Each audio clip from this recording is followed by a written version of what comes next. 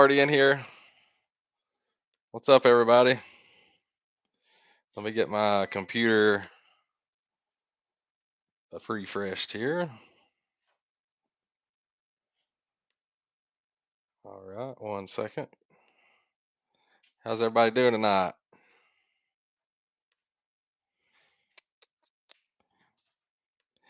Guys, this is Mr. Rob Staub, Mr. Robbie. He's joining us tonight. Y'all have seen him. I've called his name a lot in the trivia and also in some of the other live streams we've done. So we used to work together, and yeah, happy you're here, Rob. Happy to see you.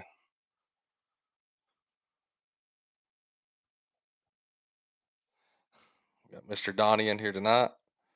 Oh, he's congratulating him on the trivia win. Yeah, he has been tearing us up on the trivia side there. He has been okay. There we go. I wanted to be able to see this twice here. Yeah, he definitely has the best internet out of everybody for sure. It was just crystal clear. Yeah, I'm not going to take anything away from you. Yeah. Talk about too, so. Bye.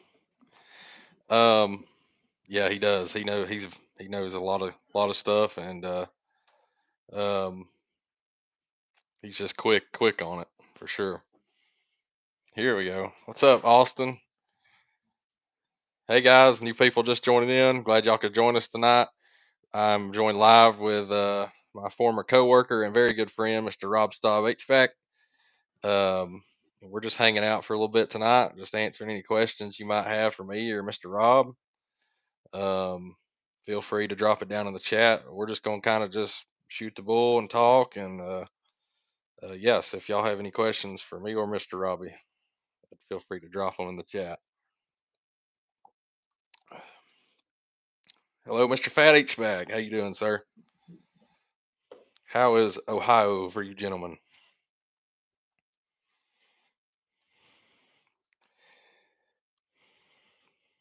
Is that where Fat HVAC is from? Ohio? Yeah, I think both of them they said were from Ohio, if I remember right. Yeah, that was funny, guys. That first trivia night, Reds game last night. It's in Cincinnati. Okay. That first trivia, I think it was. Mr. Rob commented and said, "Oh, I'll take that gift card to him." I wasn't thinking.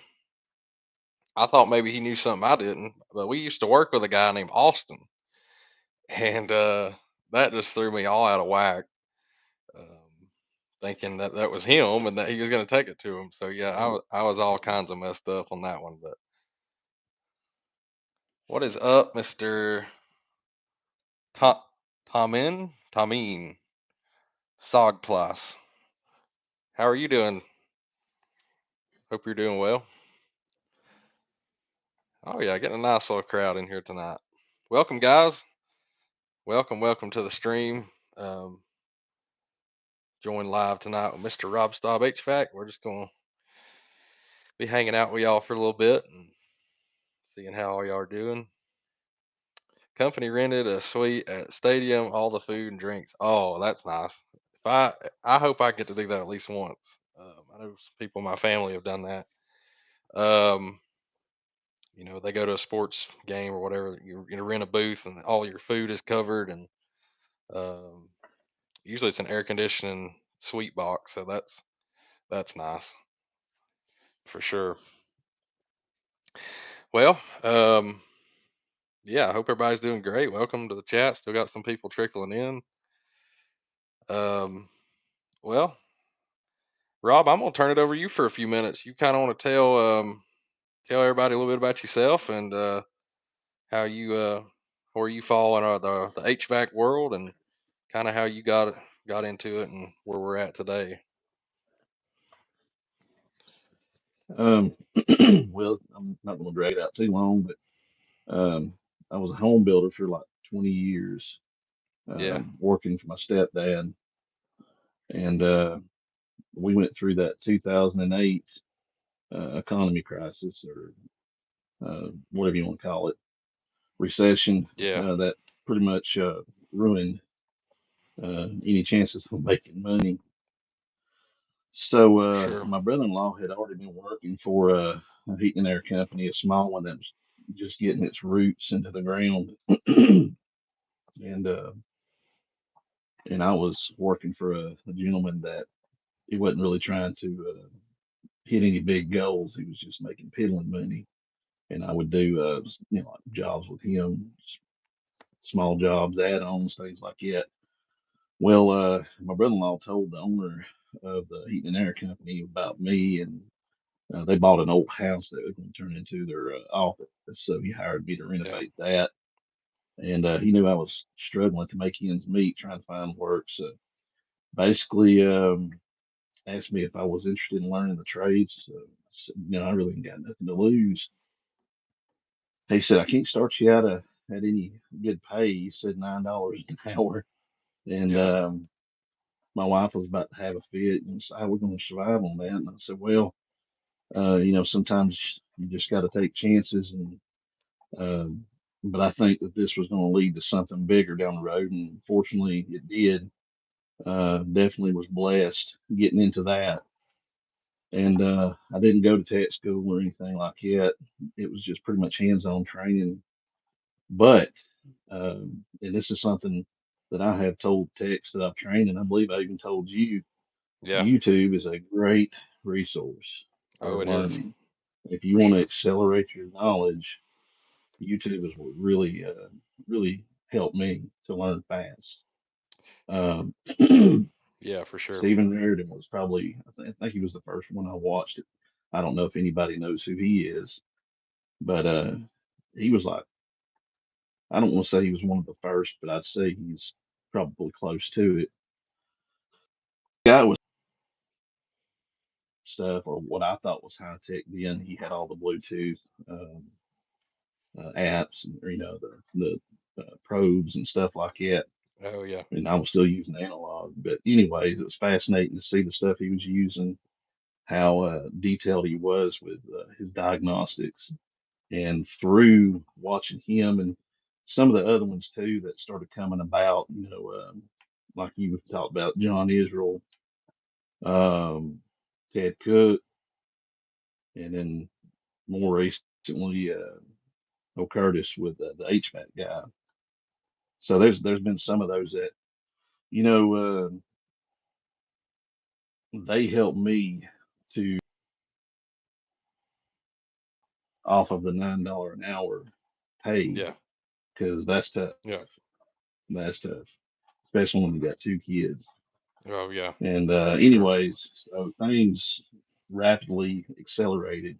Pay got better. I was able to do more things on my own, and started out pretty much just installing and just basically being a bag toter for either Joey or Zach during the some of the service calls and stuff that they were in.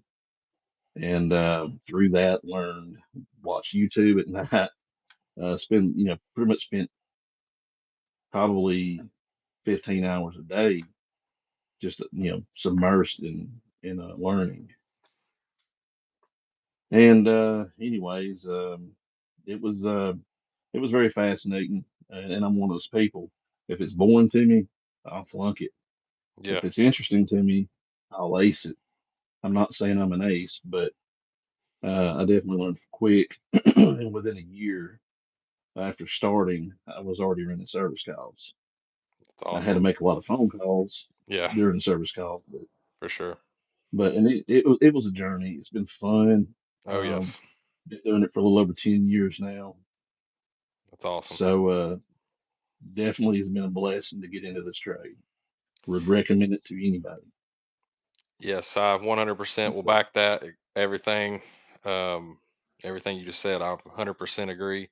Um, Going back to the YouTube thing, that's a big one because I've been in this trade. You've been in it 10 years. I've been, a little over 5 years now. And YouTube helped me on Friday, yesterday.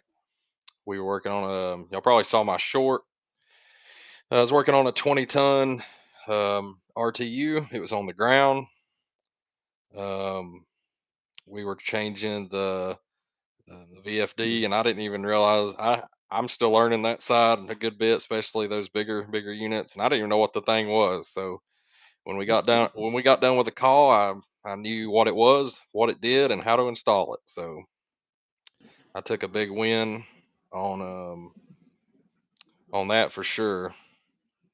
So that, yeah, YouTube is for all the guys that Well, that's just getting into it, or if you've been in it for a while, YouTube's awesome. You always learn for YouTube, the BFD.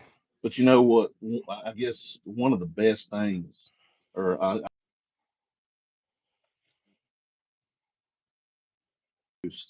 is that you never stop learning. You're all, there's always something here and there that you're going to run into that's a little bit different, something you haven't really seen before. And also with the changes in technology and how the equipment itself is changing over the years, um, you're always having to learn, just having to Yeah, learn that. yeah, So it's a constant challenge, which I like a challenge, yeah, and it kind of keeps it from being. When I was building houses, you're putting sticks together and driving nails. I mean, it's pretty much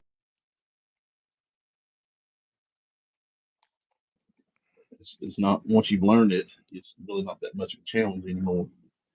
y- Just a different house on a different piece of property. right, But with this, it's fun. Especially for service and diagnostics. yeah. It's like a reading a mystery novel, Oh yeah, and you're it trying is. who the killer was. You know, so it's that to me is just like a cat and mouse thing. Yeah, It's exciting, it's fun, and then when you're done, and the client looks at you with a smile, well, before you hand them the bill anyway, yeah. Oh and yeah, they're just all happy. You're the hero, man, yeah. and then you hand them the Absolutely. bill. And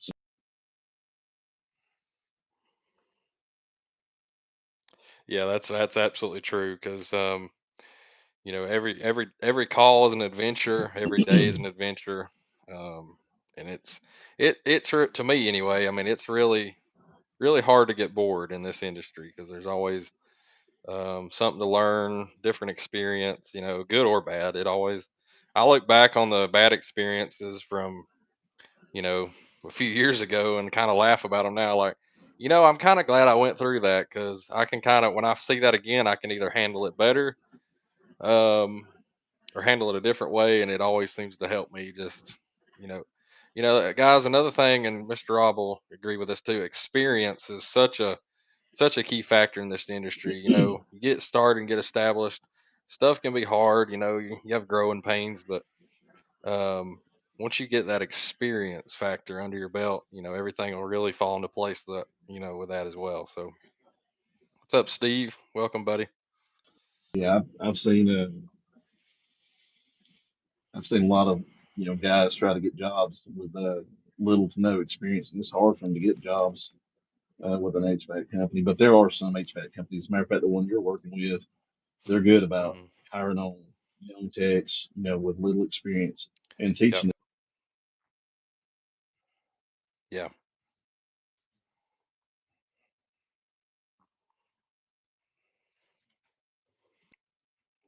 them. Yeah. For sure. Yeah. Mr. Steve said best way to learn but, is but is yeah, fail and read.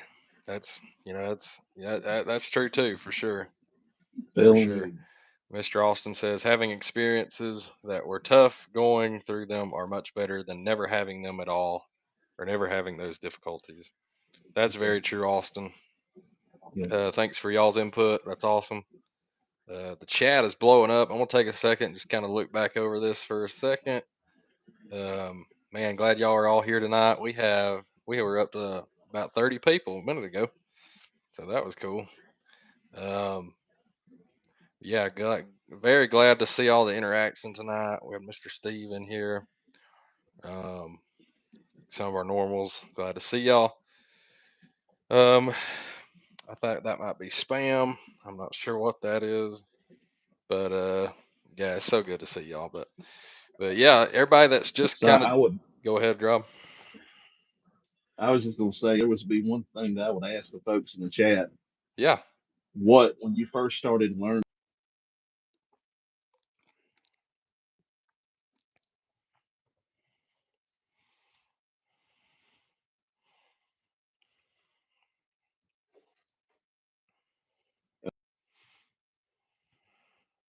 everybody I talked to, some, it's one yeah, other say it's the other. It was the, yeah. I'll answer my take on that before everybody starts putting in the chat. But I would say, based off from where I started and where I am now, I would say I would lean toward more towards mechanical has been harder for me. Um, mm, if I look up till now, and when I say mechanical, I mean like troubleshooting refrigerant stuff. So like finding refrigerant restrictions and um, reading temperatures, that sort of thing. I'm still trying to get like where I'm, um, trying to get it where it's second nature.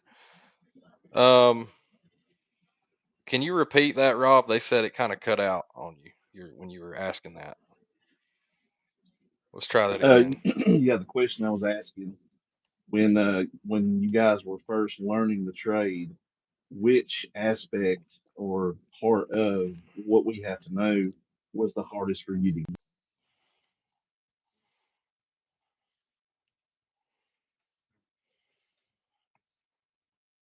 to mechanical? What was the hardest part for you guys to learn?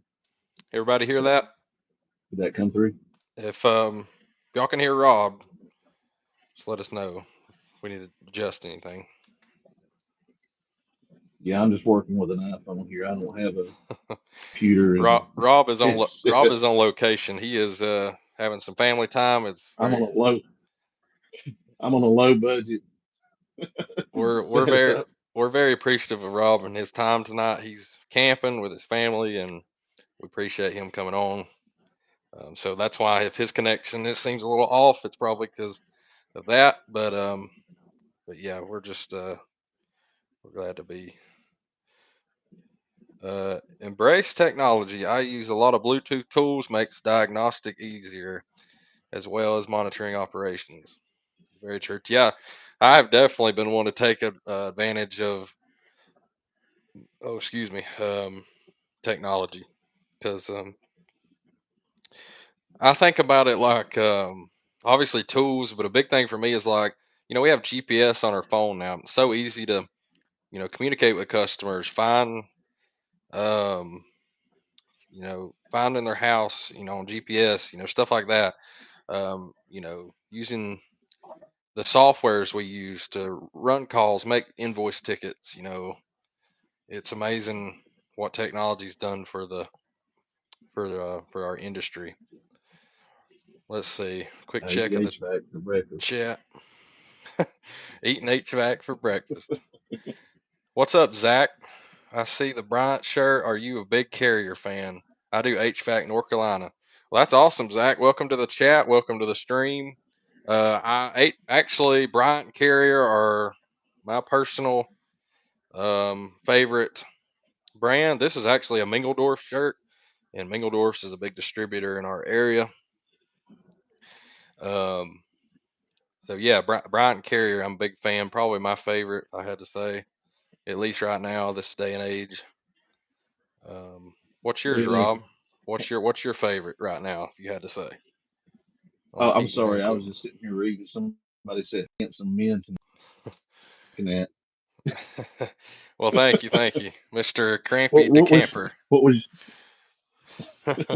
what was your question? I got asked if Bryant Carrier. I thought, let's see, what did he say? There's so many people in here tonight. I'm a big Carrier fan. Yes, Bryant Carrier. I love them. That's probably my go-to brand, my favorite right now. What is? Would you agree with that, or you have a different preference? Oh yeah, yeah. I do like the Bryant. I do like the Carrier, especially as we have started moving. this equipment. I mean, Yeah. I've worked on them ever since I started doing this, but yeah, I think they're quality systems. They've been around for a long time. I do have another favorite, Hmm. but I'm almost scared to say. Yeah. It seems like everybody trash talks Goodman and Amana, but hey, I like them. Yeah. I think that if No. they're installed correctly, um, I've had a Goodman in my house I put in 10 years ago, and I really have had no issues with it. And I don't take care of my system like you should. Right. Well, I'll So tell you this, Robbie. I mean, you can agree with this. Everybody else probably agree with this. Whether it's Goodman, Amana, Carrier, Bryant, Train, Linux. Well, maybe not Linux, but anyway, um, it's all about how they're installed. I know we talk about that a lot, but you really have to have some good technicians and that take their time on these installs and make sure everything's right and every little detail's set, and set and is correct. And if it's installed to its best ability, they all should be living about the same amount of time, at least I'll from tell you my this. opinion. I heard a radio ad a few years ago for they were advertising for an HVAC company, and they made a statement saying that in around 70% of installs, ductwork is not done right. The ductwork Yeah. design is not right. Yep. And I'm inclined to believe that. Oh yeah, And me too. one thing for sure, a bad duct system with 100%. and also cutting corners, not pulling good vacuums.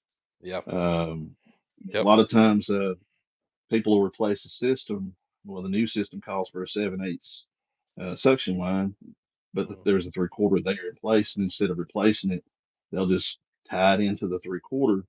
Well, there's a reason why the outdoor unit has a 7/8 receiver, because it was intended for a 7/8. And also, if you Right. look through the literature, it'll tell you what line set size is supposed to be used, and that in its own right, especially if that line set's longer, that puts strain, it puts stress on the compressor.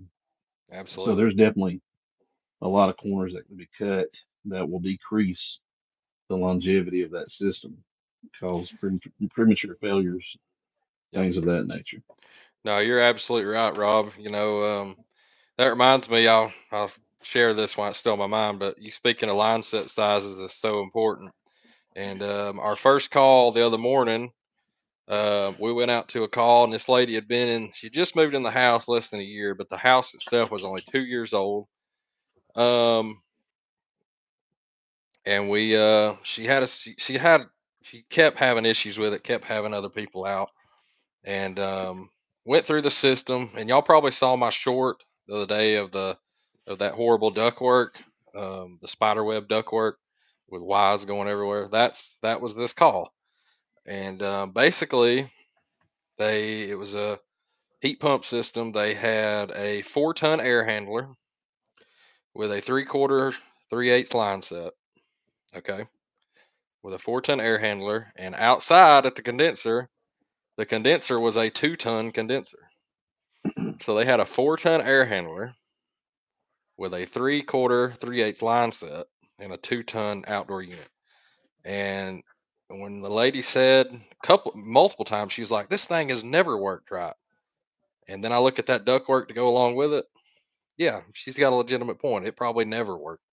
And we're talking, this is for her master bedroom and a bonus room that was kind of adjacent to the master bedroom.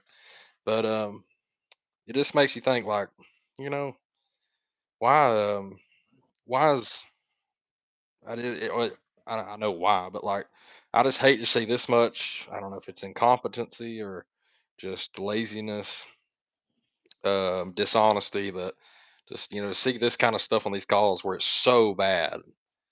Like, I just want to know what some of these people or some of these companies are thinking. Well, I'll So say I don't know how it is in every company, but one thing's for sure, I think people getting too big of a hurry. yeah, Trying to home, and there's typically it's laid out like this. Before it's sold, you have somebody there looking at the job. yeah, Well, that person needs to be attentive to everything. They need to check, what does the ductwork look like? Very much. What size line set do I have? Yep. Um, all these little details before the job is sold and before you send your installers out there. I would say in most cases, I'm sure there's exceptions.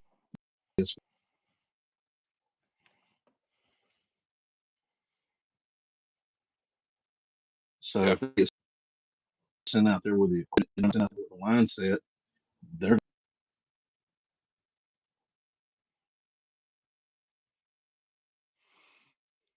Yeah.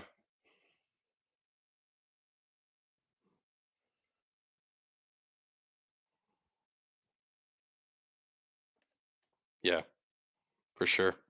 Yeah, that's absolutely correct. Yeah, because having somebody to go out and plan and look at these jobs to get them planned out and get the right materials are very important. Absolutely. Let me take a quick check of the chat here. Got a lot of people um, tuning in. If y'all can't hear Rob, sometimes I apologize. He is on location, um, just doing with his phone tonight. So if y'all can't hear some of the stuff, I apologize. But let's take a quick check of the chat. Let's see who's all got a couple new people in here tonight. Let's see. What's up, Mr. Silent Stone Victor? How you doing, buddy? Hulk Hogan's in here tonight. Are we wearing? He wants. Hulk Hogan wants to know if we're wearing pants. I'm wearing shorts, so I hope that uh, is okay for you. God is moral. What's up? What is my chat doing? It will not let me scroll. Um, yeah, welcome, God is moral. He says, I'm going to be honest, guys. I don't know what HVAC is, but y'all have cool accents.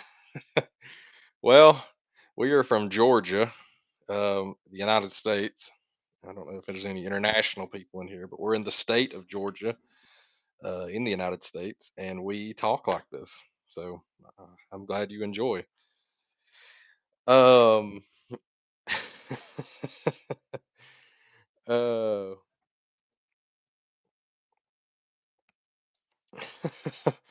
we sure can. Hacks give us stacks. That's yeah, that's it, Donnie. Hacks give us stacks. That's for sure. Um, Mr. Steve says some don't know, some don't care. Either way, it's not acceptable. That's 100% correct. If you don't know, learn. If you don't care, get out of the trade. You got to care to know and learn this stuff. If you don't care, then get out. Um, let's see. Um, if Mr. Fat HVAC says if the ductwork is bad, our salesman will tell the customer if he needs redone. If not, we are responsible for any issues that may occur. That's true. He makes a good point. So, kind of going off what you said, Rob, if it's a service tech turning over the lead, if they're having to do the proposal, let's say, I know some places do that, or if you have the sales consultant out or project manager out, um, if they fail to look at the ductwork, that is 100% on him and the company if you have a problem later. Um, that just should be second nature to look at ducting, but I guess it does happen. It gets missed for sure.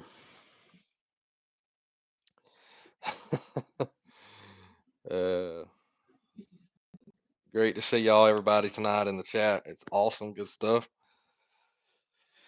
Um, yeah, new units are bigger because of SEER 2, but for those that don't know why, it's units get bigger. The coils have to be bigger to maximize efficiency. You got anything you want to add on to that, Rob, about SEER 2 or efficiency? Well, some of the 18 steer Bryant evolution systems that we've been selling. I was shocked when I saw the first one. The outside unit, if it had straps on it, I could have wore it like a backpack. Wow. It was teeny tiny. It was a 4 ton. Yeah.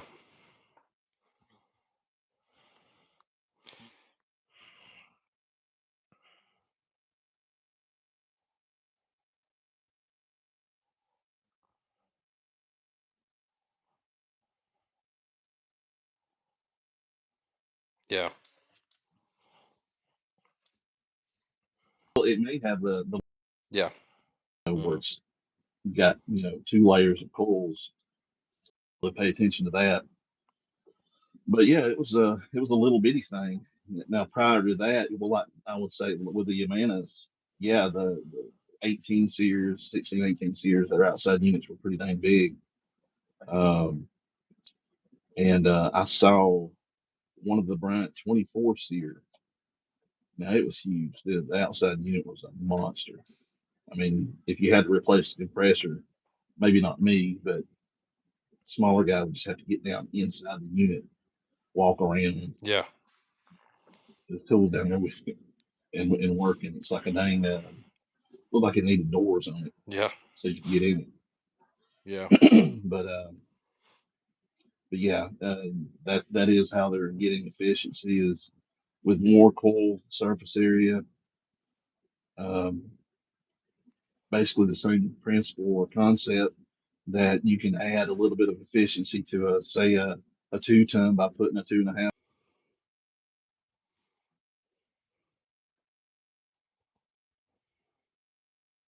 Yep. Absolutely. So Yep. That's very true. That's awesome. To answer your question, let me scroll back up here. God is moral. What is HVAC? It stands for heating, ventilation, and air conditioning. And that basically is when you stay cool in the summer and hot in the winter in your home, you can thank us, yours truly. I don't know, chosen one. Welcome to the chat, though. Can y'all still hear Rob? it was me. Oh, I did it. oh man. Has anybody got any questions for Mr. Rob or uh, anything you want to add to the chat right here? I like AC a lot. Yes, you know, it's a lot of people that's not in this trade. You don't we become so accustomed to heating and air, being comfortable in a home, or if we go out to eat. If we go out to eat and the air conditioner's down at the restaurant, um, we know. Well, when you walk in because you're usually accustomed to being comfortable when you have a meal, or go to the movies. You're accustomed to being comfortable, and when it's not working, you feel it. So, um, yeah, it's always good to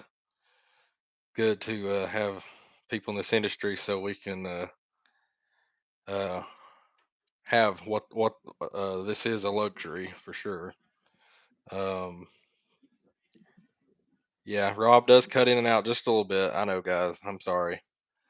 But he said every few minutes. Yeah, it's all good.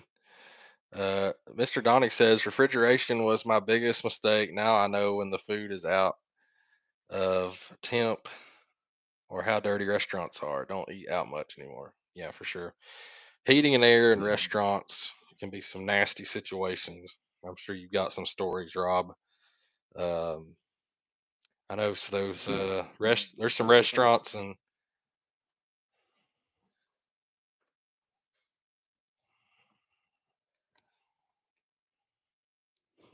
The whores, I could tell.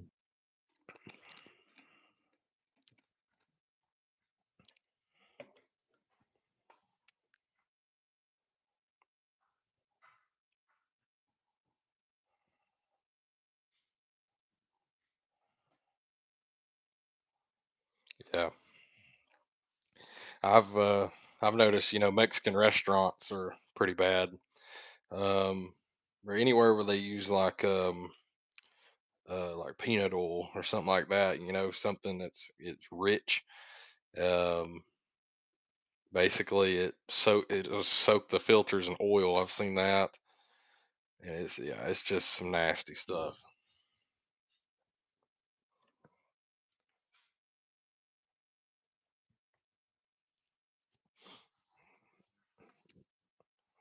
Yeah, for sure.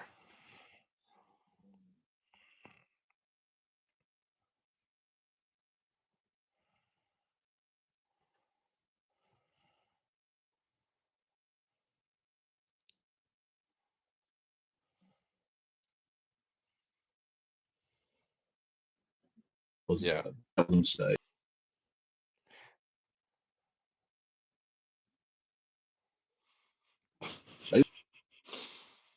Yeah.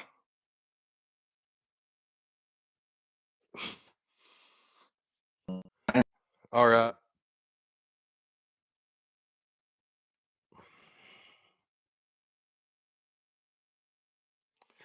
Let me hold on one second, Rob. Let me pause for just a second here.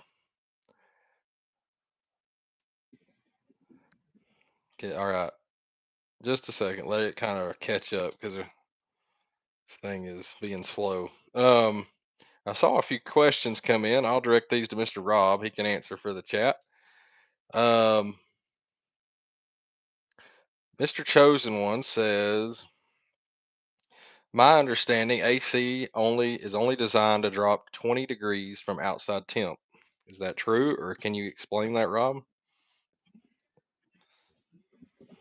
It's only designed to drop 20 degrees. That's what he's asking. Yep. Hmm.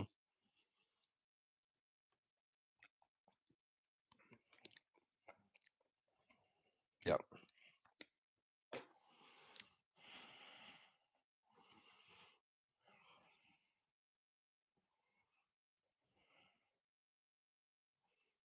I guess you'd say it's a turnaround.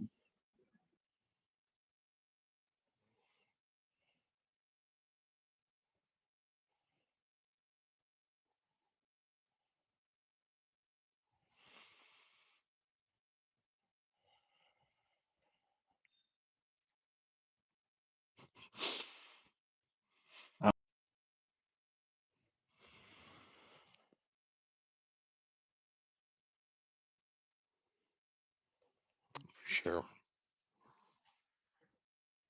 Yeah, for sure. Um, so let me ask you this. This is kind of not from the chat. Well, let's this is kind of for some more info for people. So a 20-degree split, we're good. What if you have, let's say, what if you have like a 35 to 40-degree split? Or we have a problem? Would that be a problem going on possibly?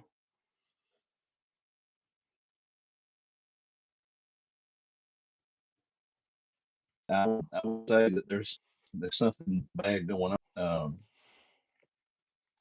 If Yeah, low airflow. I don't know if I've ran into that. Yep, here comes the That's comments. kind Low of airflow. Low airflow. I was wondering. Some people, that was kind of a test for you, a little friendly jab there. But um, you but know, I think when it's hooking up gauges, yeah, and if you got lower,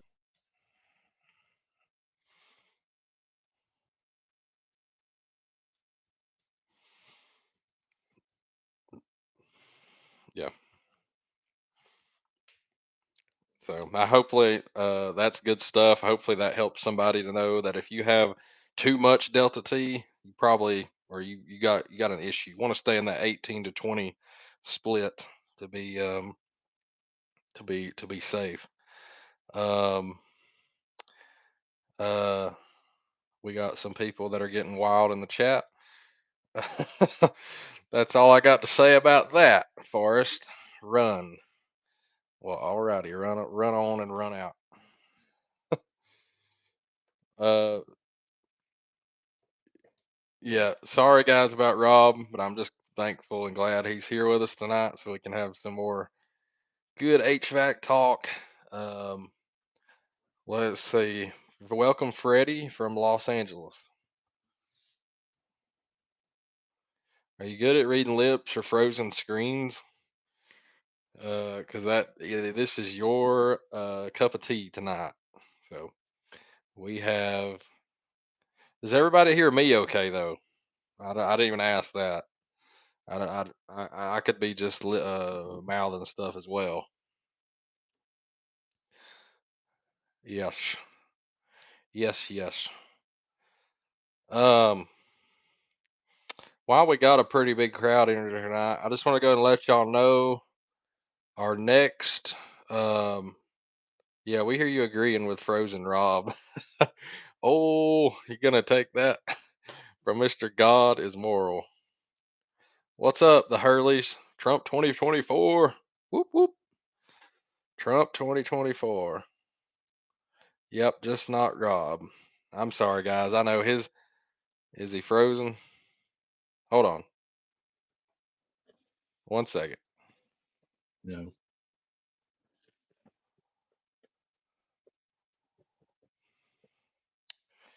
Let's see.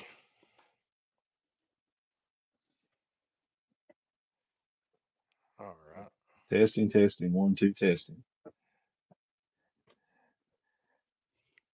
Do you have any light outside, Rob? Like any outside lights? Or would it not work as good out there?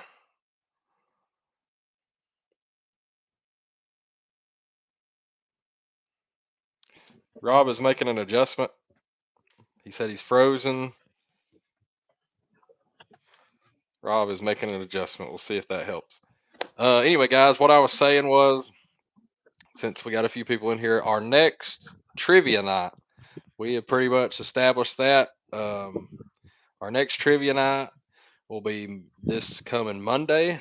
Um, what is that? Let's see. Today is I don't know. This coming Monday night is the next trivia.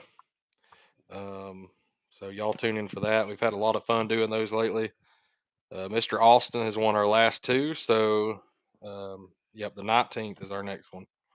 Mr. Austin has been our last two-time champion, so if y'all want to come and try to knock him off, I welcome you to come join us Monday night.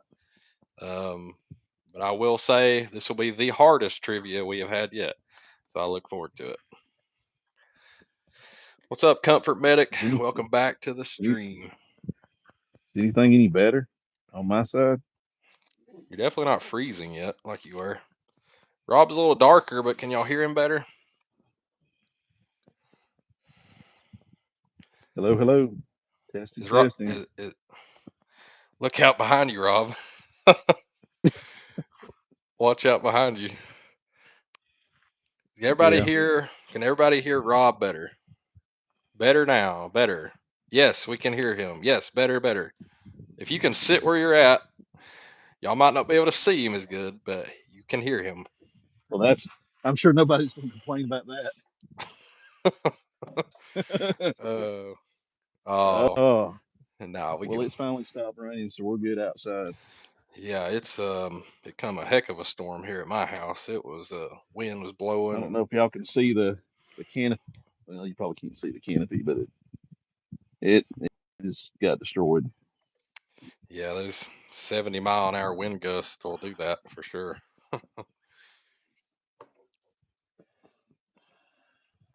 All So right, yeah, so maybe looking. they said they can see you still too, so good. Yeah, Excuse me. Well, that's better. I'm glad now we can hear Rob better, so that's good. Let me quick check of the chat, see what I missed. Mama always said HVAC is like a box of chocolate. you never know what you're gonna You get. never know what you're gonna get. That's funny. Agreeing with you, Trump. Get that man a blanket. I don't think you're cold, are you, Rob? It's probably still pretty humid outside. I'm gonna be honest with you. It is a little cool right now, but it feels good. That's crazy to say in I'm just trying to August in figure. Georgia, but I'm just trying to figure out a nighttime. way I can set this phone up where I don't have to sit here and hold it. Rob is Bravo 6 going dark, but y'all can still Yeah, yeah. hear him. uh, so yeah, we'll just carry on. Still more photogenic than Mr. Fat HVAC. So you got that going for you. Um, can Rob get a proper bag? I think it'll help him hear us. A proper bag. I'm not sure what that means. Paper bag. Oh, well, this has been Oh awesome, man. guys. Y'all are cracking us up in the chat tonight. We had a lot of new people. Just got a couple more new people in. Welcome to the Hangout.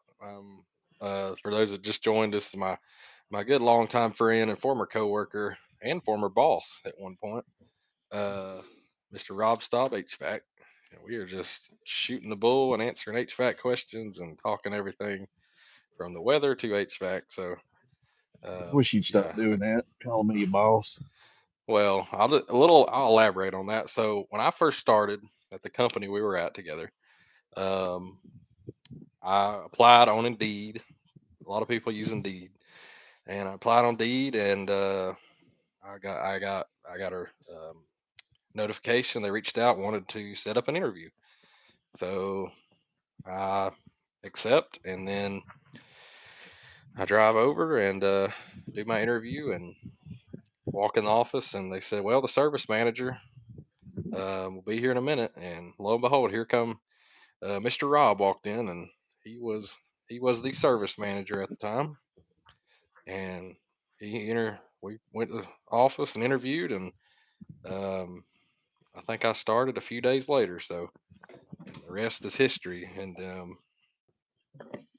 it was definitely life changing. So it was definitely a big highlight of my life was getting my it was really my first true um, service tech job. My previous company was I was kind of like your Swiss Army knife of HVAC. I was doing service, installs, maintenance. I was doing every day was either every day. There was no 2 days the same. So I'd have a install, and I'd do service calls the next day, then I'd do maintenance calls the next day. So kind of a healthy mix. But went on company. Mr. Rob hired me on service tech, and like I said, the rest is history. So I appreciate it, buddy. That got my kind of my start there, I guess you could say. So awesome.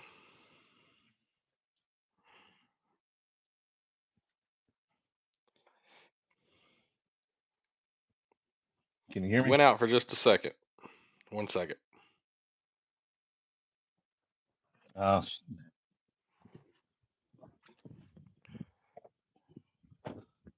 anyways, I thought I was gonna make a transition to my truck, but that ain't gonna work out. Anyways, yeah, like when you came to us, Yeah, you were like 20 years old. yeah, it's pretty Um, fresh. you really impressed me with what you already knew. Um, yeah, it was kind of a shock to me how somebody could be your age and already be as far along as you was. If my job was to be your boss, which it really wasn't, I was out running calls just like you guys were, but um, you made my job easy. So Well, that was some good times we had. I know that, but um, just every experience you have in this field, good or bad, it all amounts to something, and it makes us who we are as people, and um, it just kind of gets us to where we are today. Every path is there's a purpose for everything, and a purpose for every path we take. So that's yep, that's always right. good stuff. All right, quick check of the chat. Let's see. The last thing I looked at was Mr. Fat HVAC's photogenic comment. Why was the spark igniter angry about his job? Because he was fired. That's pretty good. That's pretty good. Only the coolest HVAC guys here. That's right. That's right. Apparently, Ohio is full of them. Why did the tech run towards the condenser? He was charging it. Oh, okay. All right. Kudos. Do you work for a company currently, or have your own setup? We're both currently with a company. Um, I think, um, I think we both, talked about doing our own thing. Uh, sooner rather than later, but we don't know yet. We're just kind of sticking it out where we're at. Um, let's see. Why is Ream the only brand to use spark igniters on residential gas-fired furnaces? It seems like every commercial unit has spark for RTUs, but they all use hot surface and resi units that don't last. Yeah, I've noticed that too. That's a good question, Austin. So, do you know, Rob, why do majority of RTUs or commercial units use spark igniters, but majority of residential gas furnaces are still using hot surface? That is a good question. I'm gonna be honest with you. I'm not 100% sure on that. I'm trying to think. Yeah, me too. I don't know. Like you said, Um, Riemann Rude does, but it may have something to do with how fragile hot surface igniters are, and yeah, I really don't know. That's a good question. Who asked that question? that was Austin. That was a good question, Austin. Oh, There's I was no fixing to say, there's a if it was reason this anybody guy else, I'd say wins. ask Austin. He probably know There's a better. reason this guy wins trivia night. So Yeah. y'all got this to compete with. I have a feeling Austin asking a question he already knows the answer to. He just wanting to see if we know. Yeah, he's testing us. We're the That's right. contestants tonight. Austin, I'm 24. I'm 24 years old. Um, let's see. Why would anyone use a spark igniter? Why anyone wouldn't use a spark ignition is just shocking. All right, Mr. Fat HVAC. What's up, Sam? Glad you can make it, buddy. Good evening, good evening. Howdy ho, Troy. Y'all are awesome. Thanks for coming in. We're hanging out. We got Mr. RobstobHVAC with us tonight. We're just hanging out, just chatting, answering some questions. Mr. Donnie says, my buddy and I have decided to go into business for ourselves. He highly recommends it. Well, I think it's definitely a thought. I haven't confirmed. Um, oh, man, Austin is younger than I am. This guy, you said you were impressed with me, What? Rob. Uh, we need to be even more impressed with this guy. Oh You yeah, look for sure. older I than you figured he was are. probably. Yeah, I I figured would have. he'd been doing it for like 30 years or Yeah, something. he's a 50-year-old tech, but Austin, I have been told that my entire life that I look older than I am. I've had a beard since like 15, so that's probably why.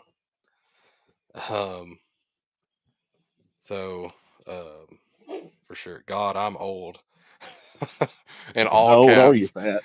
How old are you, Mr. Fat? There's no judging in here. How old are you, Robbie? Got to share it now. I'll be 49 in September. 49. 49 and still running it. I'm I always ain't told running, but I'm still getting along. I'm always told I look young. 50. I ain't too far behind you, buddy. Good thing I look older. My wife's in here making fun of me. Um, March. Um, man, a lot of chatting tonight. Let's me too, Austin. Oh, you're 26, Donnie. Uh, I could have thought you were older too by the way you just talk about things. But so we got a lot of young people in here that have good heads on their shoulders. Sounds like that know this stuff. Um, a lot of bright futures in this chat for sure. I had to say. Well, Mr. Fat Yeah. HVAC, I don't think you or Rob are old. I think that's just getting started. How about that?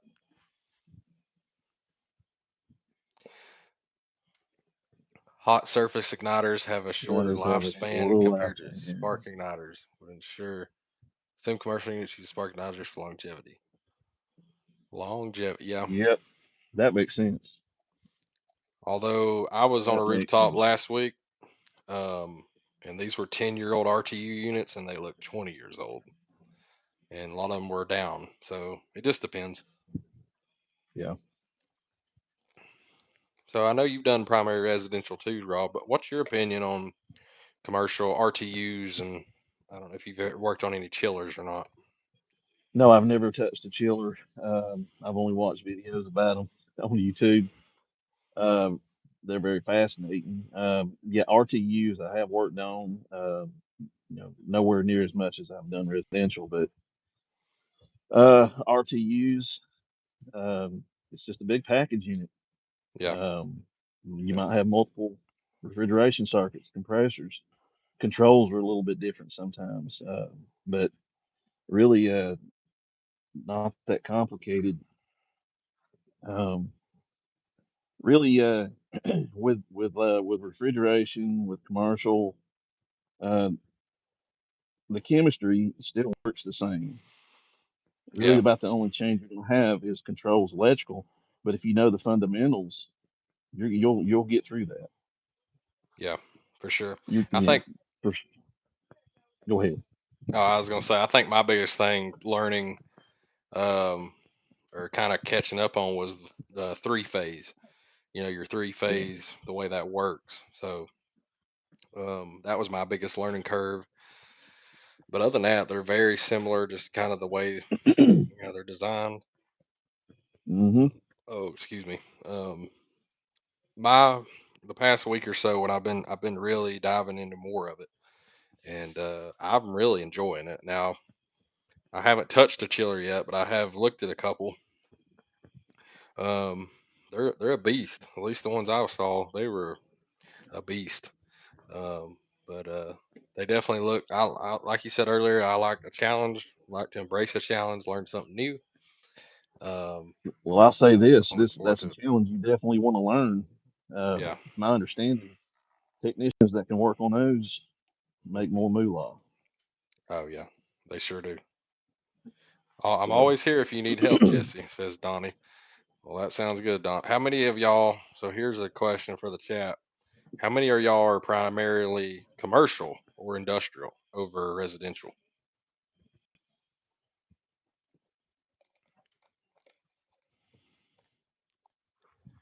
Matt, you got a blanket now? I'm about to freeze to death. We're freezing to death in Believe August in this. Georgia. Well, I mean, it was Pray you never have upper to 80s understand a and train humidity wiring was crazy. schematic. Train, I will never say I hate train because I don't want to hear it from Ted Cook, but train can be really annoying, Thank you, babe. I appreciate very that. much so. Um, Well, y'all, I'm gonna sit y'all down for a second. Robbie is Bravo 6, but we are still hanging out. Um, Hi, Doretta, welcome. All three. Oh, wow. So y'all do all three areas. That's a lot to keep up with. I've never been where until now I've never been somewhere where I've to do or know everything. Um, but it's it's obviously a learning curve, and but I enjoy it. It's good stuff. Um, I'm primarily commercial now, chillers, boilers, grocery stores, and industrial refrigeration. And yes, Train's 5-page wiring diagrams are a bear plus Yeah. refrigeration. Robbie, I know y'all have dove into refrigeration, right? So what's your take on all that?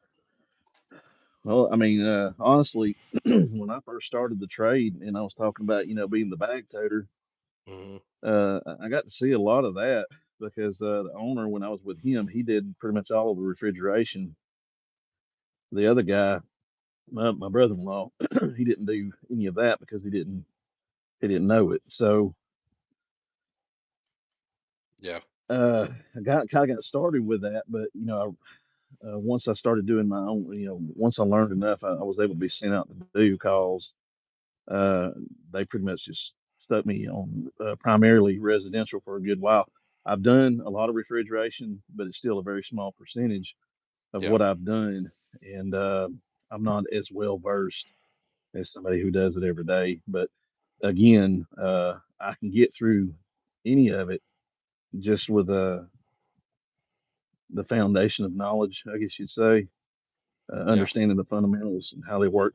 Refrigeration systems are generally all the ones I've ever seen and worked on were really basic. They're simple. Even the controls are very simple.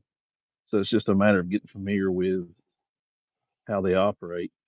And it's something I've told people in the past. You know, through a set of DVDs that was provided to me years ago when I was still learning. A guy named Jim Johnson was the guy on the the show, so to speak, that was on the DVDs. Yeah. And he said his motto was, to know what's wrong, you got to know what's right.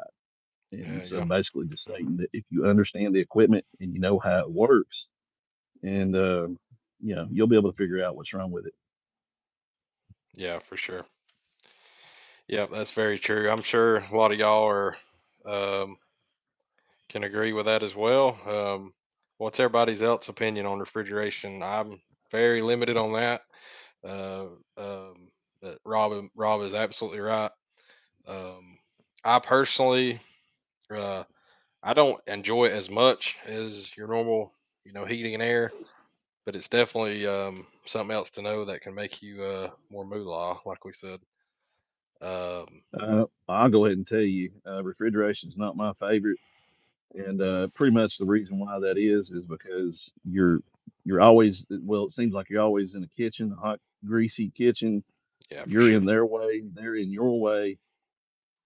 Uh, the owner is frantic and wondering what's taking so long, and everything you touch, you get old nasty food grease on you, Yeah, and you for smell sure. like a hamburger or French fry when you get done with it. Yeah, Um, but in that it seems like they only call you on a Friday night, a Saturday night, or a Sunday night. It yeah. seems like every time. And I guess a lot of times with those refrigeration jobs, if it's a freezer with $30,000 worth of food in it, you have to go. I mean, you can't lollygag around. If it's down, there's going to be a very antsy restaurant owner or what have you that's um, that the fate of their profit or their um, what have you is in your hands. So it could be That's right. stressful too. I'd say if you look at it that way. But yeah, it's a beast in itself for sure. All right, let's see. Quick check of the chat. Everybody having a good time tonight? I know we are. This has been good. Is Rob chatting from a dark crawl space? No, he's just outside. He's camping with his family this weekend, so we thankful he took a little time out of his camping to be with us. But he is gone dark tonight. But y'all can still see him and Um, still hear him, so that's the main thing. I do have an announcement to make. Yeah, go ahead. Announcement, I just got announcement. the I just got the low battery thing show up on my phone, so I'm fixing to have to go get my wireless charger and put it. I'm gonna have to move to my truck because my phone's gonna die. Yeah, no problem. So just hold No tight. problem. So Rob is getting that situated, making an adjustment. We have 4 portable freezer refrigeration units that they can rent till we get parts and unit. That's a good idea. Have a replacement portable freezer. That's always good. Um, Sequence of operation is everything. That's very true. Um, Mr. Fat HVAC says, I am also an exotic dancer on the weekends. Well, whatever floats your boat, go for it.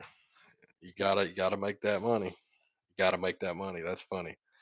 Austin's battery is dying as well. Now he needs to have that on trivia night so y'all can win. All right. He needs that low battery on trivia night. Trivia night will be Monday the 19th, guys. Um, for those that just joined in, we gotta get some more people in on that trivia night because that is so fun. Um, as long as you aren't selling feet pics, don't lay well for some reason. I gotta pay for them. Oh, you guys are too much, man. That's funny. Oh, y'all are a good time. But Yeah, it's it's there's just so many um different things to keep you busy with that. Um, Peel of the work boots, snap a pic. Y'all are funny. Austin needs to go on 3G wireless internet for a day. Well, after being on 5G, that'll be something. All right, as we wait for Rob to get set back up here, um, I'm a Georgia boot man. I like Georgia boot all right. I actually just got me a new pair of work boots. Here about a week or two ago. I don't know how this is going. Hurt the connection. All right, Rob is getting set back up, so we'll do a test real quick. Rob, if you just kind of want to test, and let's see if everybody can hear you good.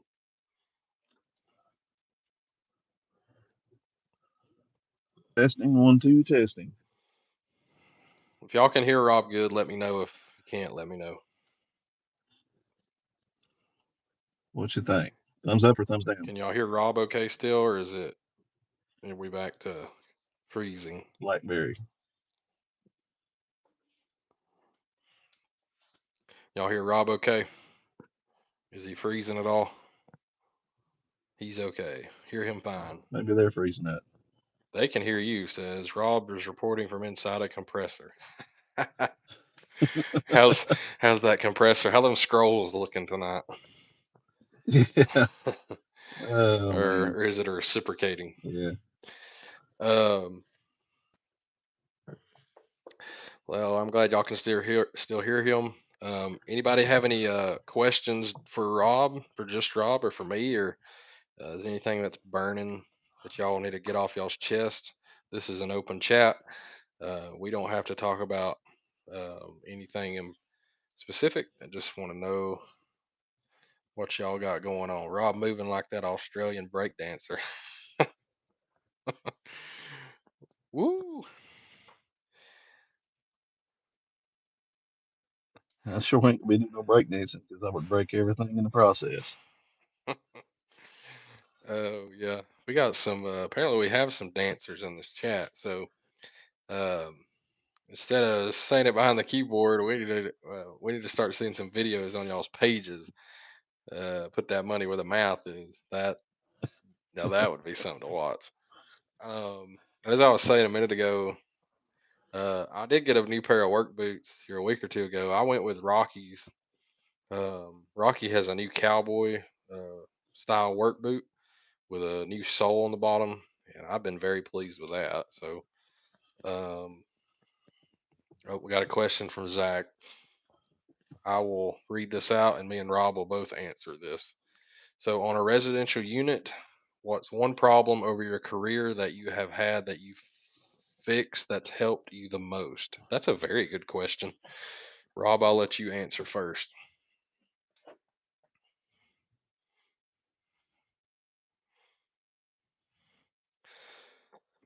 Cumulative, it's everything. But I'm trying to think of one that stands out. Hmm. Man, I might need a minute on that. I have one. I There's don't know if there's so, there's so much. this was back when I was very much a rookie. I probably hadn't even been in a year yet, and I ran a service call, and I'm still embarrassed by this, but it's how you learn. Sometimes you have to um, eat your foot or eat some humble pie. But I went out to a call and diagnosed it as a bad blower motor. Um, I thought I'd checked everything correctly. I thought it was getting a call. I thought it was getting a call and checked everything, and um, so I diagnosed a bad blower motor. So I changed the blower motor, put it in, turned it on. Still wouldn't come on. And then I dove a little deeper and found that it was not getting a call for the blower, and the thermostat was bad. So um, just the honest.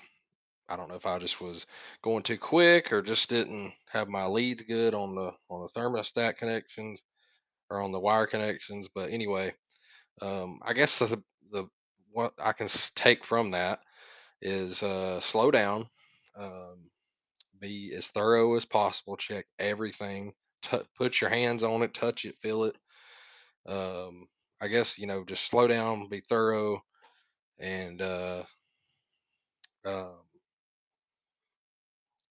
that was the biggest thing I took away from that. So, and I've had other calls I could say, but that one was the first one I popped into mind. Just made a huge uh-oh. But I learned. Learning is, we talk about all the time. You need to constantly be learning, whether it's from a mistake or something new technically. So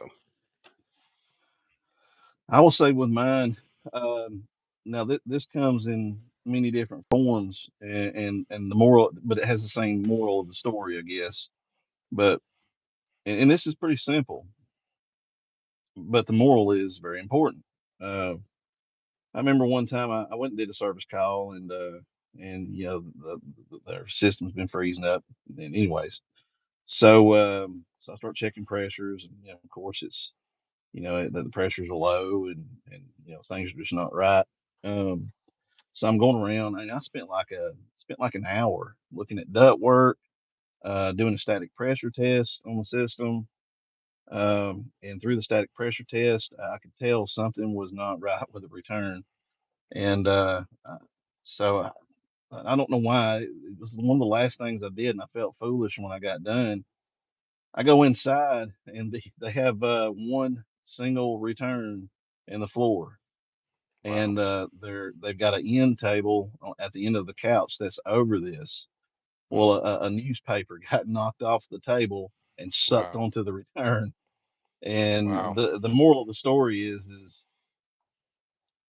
don't overcomplicate it. Look at the simple stuff first. yeah, I'm the world's worst.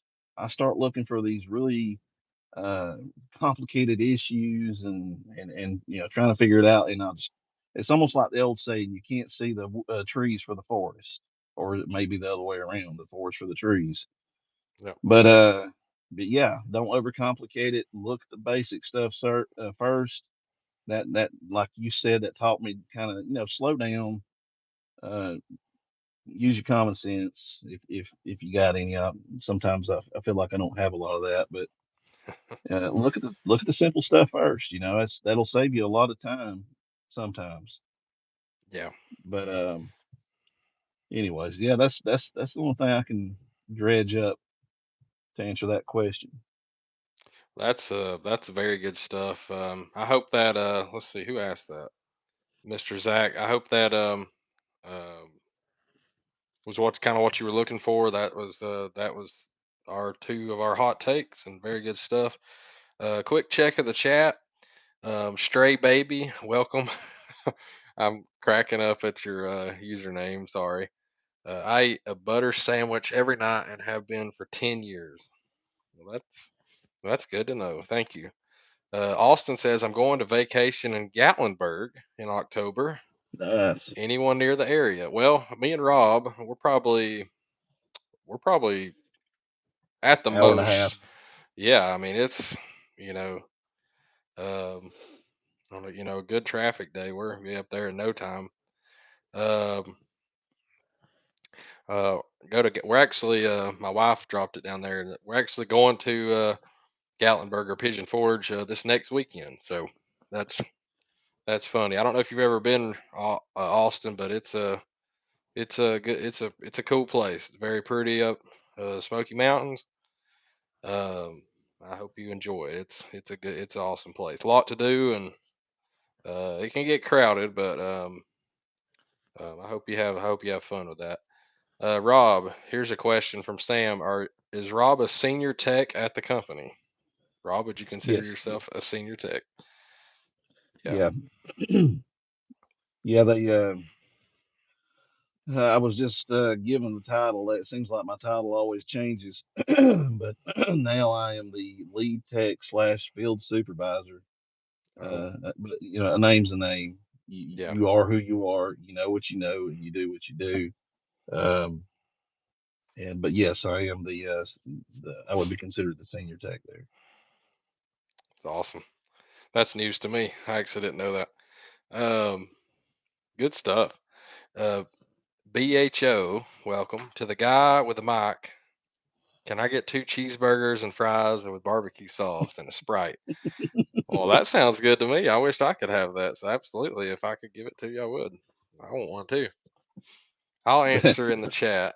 Transformer tapped incorrectly will only send 23 instead of 26 volts, causing a unit not to run. Interesting. I'm not sure what tapped incorrectly means, but do you know what that means, Rob? If a transformer's tapped incorrectly, Well, I what he mean, might be the only meaning thing by you that? can do incorrectly with a transformer is wire it up wrong. Yeah, a little more. I mean, I'm not really sure, Donnie, what that means. If you can explain that differently. Ask me how long it took me to figure that out. Well, I think that's what we're trying to figure out as well. Um, check between R and G and C. 460 volts, three phase. Touch it, feel it. Jesse told me to. Well, that kind of goes back to common sense. I shouldn't have to tell you to pull the power, but if you want to touch it live, that is totally up to you. Um, I'm not going to stop you, but I don't recommend it. I went one time when I was 9 or 10. Well, if you haven't been in, what do you say, you're 23, so you haven't been in uh, 13 years, it's definitely changed a lot. It's a lot bigger. There's a lot more stuff in the last 13 years. I feel like every time we go up to the Smoky Mountains, it just gets bigger and bigger. Um, good stuff, guys. Good stuff. Best we can do for um, barbecue is tuna burgers. I had that for supper. Ugh. I don't know about tuna burgers, but that's uh, interesting. I'll be willing to try that. yeah. Most air handlers have two taps on their transformers for either 208 or 230. Yep. Yes, that's correct. Oh, yep. Well, yeah. But how would that affect the 24 volt? Does one of them not give as much as the other on the 24 volt side? I'm kind of curious. Well, Not sure about now that. I would almost think, I mean, I could be wrong, but if you put apply 240 to the 208 terminal and even vice versa, I mean, you could really damage the transformer. Yeah. Oh yeah. Yeah, for I sure. mean, have you ever had one of those you know, the replacement transformers that has the colored wires? Typically, Hmm. your whites are common, your orange is your 240, your red's 208, your black is 110. And one of our installers wired one up wrong for a Remy Halo, and Mm. it absolutely fried it. I mean, there was no 23 volts or anything like that. It fried the transformer. Wow. So yeah, not really sure on that. Well, I actually, he have not. I've just never purposely wired it uh, to test what he's talking about. yeah, no, me either. But he did just say set for 230 when line voltage is okay. So set for 230 when line voltage is 208. So if you wire it into the 230 slot instead of the 208, I guess if you wire 208 voltage, okay, into the 230 You're slot, applying then 208 volts to the 240 and volts. that's Yeah, so that's where you get your change in the low voltage. He said yeah. uh 23 instead of 26. And 23 volts could be enough to It would still work. I mean, because it's yeah, 24 volts plus or minus what, three or five or it something. it would work, but that kind of leaves you not much of a threshold if something does pull the voltage down, um True. even Yeah, I a mean, volt or but because you got your power consumers, your reverser valve, your contactor, and all that's going to kind of pull it down. So by the time everything's said and done, when it's trying to operate, how many volts do you actually have? Yeah. because when you decrease your voltage, you're increasing your amps, Yeah, and for sure. that in its own right could cause fuses to blow or Right. Yeah, for sure. Um, yeah, quick check back here. Donnie says he's seen it. Saying 23 and 17. Wow, that seems a little low. The angle of the dangle is directly related to the heat of the meat. I'm not sure what that means, but it makes me laugh, so that's funny.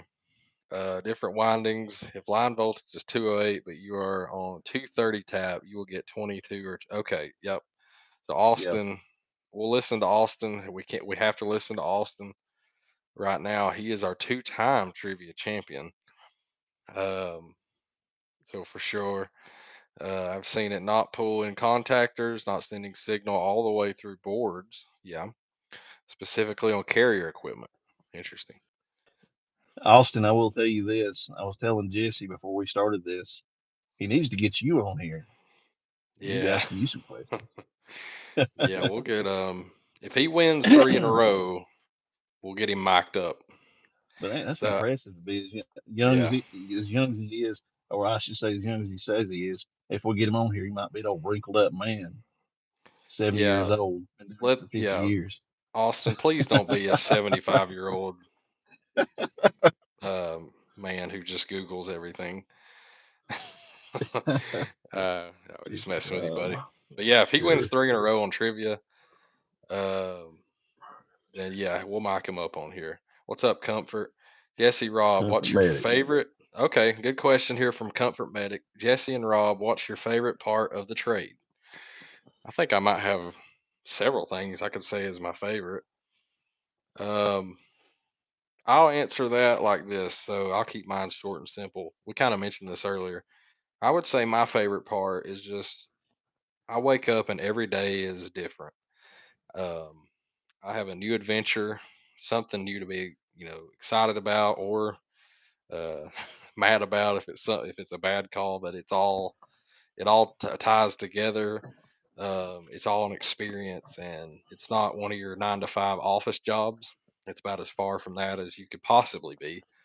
So I'll leave that as my answer. Every day is an adventure, and it's different. So, Rob, what do you think? Well, there's a lot to be desired. The money's good. I Yeah, mean, yeah, if anybody says they don't do it for the money, I think they're lying. yeah, Because obviously, at the end of the day, that's the reason why we go to work.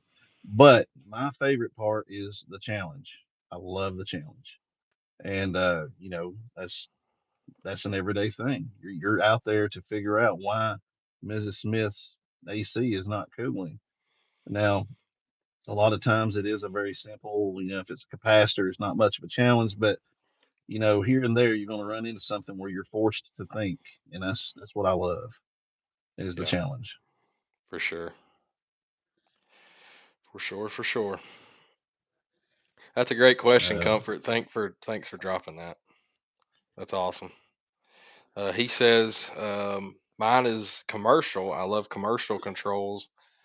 Uh, so that's good. Like I know a lot of people just do commercial and commercial only, and they love it, and I'm glad to hear that because I've definitely enjoyed the little bit that I've done. Um, I will say the being 100 feet off the ground is a lot to get used to, but no, it's been some good stuff with it for sure. Um, Rob, what's the highest you've ever been off the ground to work on something? I know we don't get too high in residential, but what's something you remember as being like, whew, I'm way up here? um, Not nearly as high as I was when I was building houses. Oh Um, yeah, that's true. I think maybe 25 to 30 foot. That's about the highest I've been doing this. Um, but when I was building houses, it was a different story. I'm pushing a sheet of OSB 45 foot to the top of a chimney, frame chimney. That's sucks. That's why I'm not doing that anymore. Yeah. I'm too old, and if I fell off that ladder and hit the ground, I'd splatter like a rotten tomato. Ugh.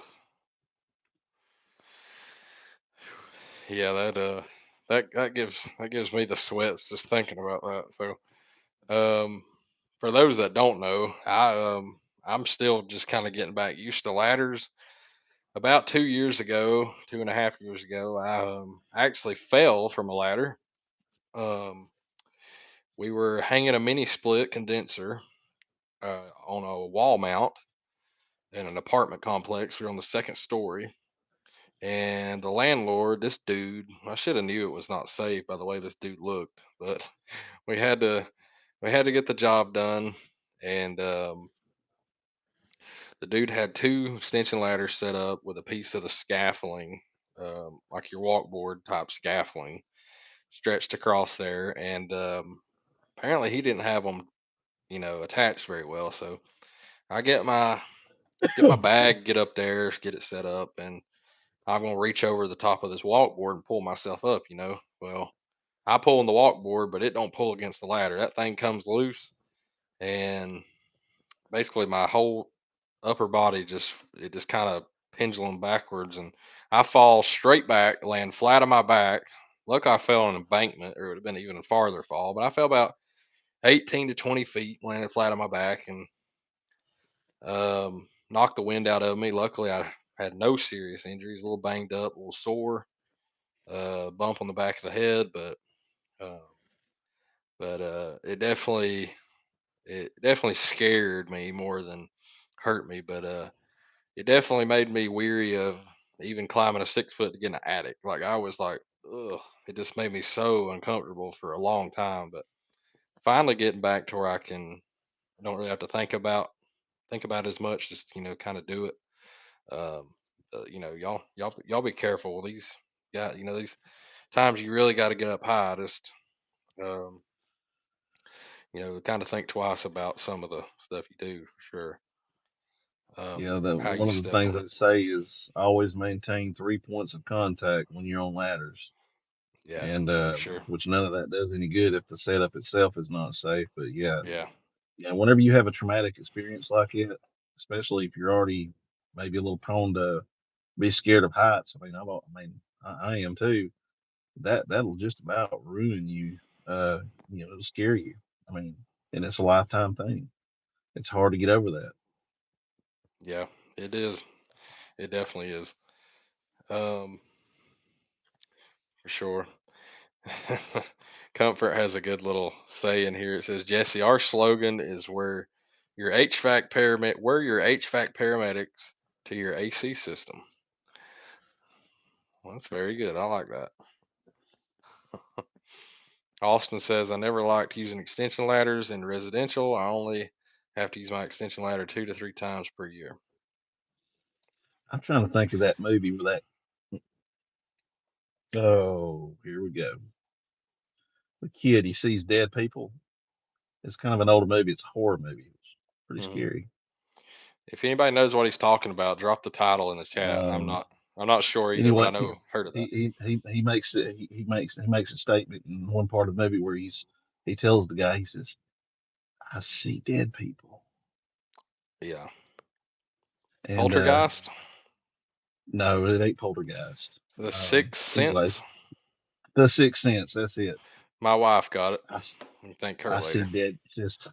I see dead systems. I see dead systems. Let me X-ray my vision through this coil. Look at this shorty compressor. There's your short, ma'am. I can see it with my eyes. Blew my knee out when I was firefighter. Oh man, I'm sorry to hear that, Mister Fat Oh HVAC. crap! Yeah, Man, that you sucks. blow your knee out. Oof. Rob, you've had stuff done to your hip, ain't you? Something? Is that right? Yeah, old arthritis. He got in Yeah, my that's hip. I better. had to have a full hip replacement, but the hip replacement surgeries, the success rate is really good. Better than knees, better than shoulders. Mine's doing really good. I mean, I'm not running any marathons, but I can still climb ladders. I can still do my job. But yeah, that stinks, man. About blowing your knee out. Yeah, I hate to hear that. That's bad. Yeah, I hate to hear that. I'm I definitely think about as I get older doing this, like what is that first? I've been very fortunate not to have a major injury. Um, and I just think about, well, dang, what will be that one? What will be that first thing that happens that really sets you back? You know, whether it's your hip or your knee, or people throw their back out a lot, or you know. So I definitely get it. You definitely see it a lot, especially with our trade, because I know the service side's a little easier on your body than the install, but um, this trade as a whole, it can wear on the body. You just I think that goes back to taking it slow, not just your thought process, but your movements as well. How you bend or twist through a crawl space, or um, think about those things. Donnie's It's exactly right important. too. Yeah. Thanks for the service and the Yes, firefighting. That's yes. for Thank you, sure. sir. Yes, Those sir. guys are heroes. They Yeah. put their Well, lives on the line, just like your military, police. Really yeah. All appreciate the these guys and what they do. everybody in here that serves, whether it's fire department or police officer, in the military of any kind, thank you very much for your support. We are 100% thankful for those that serve us and the country, and um, we wouldn't be able to enjoy.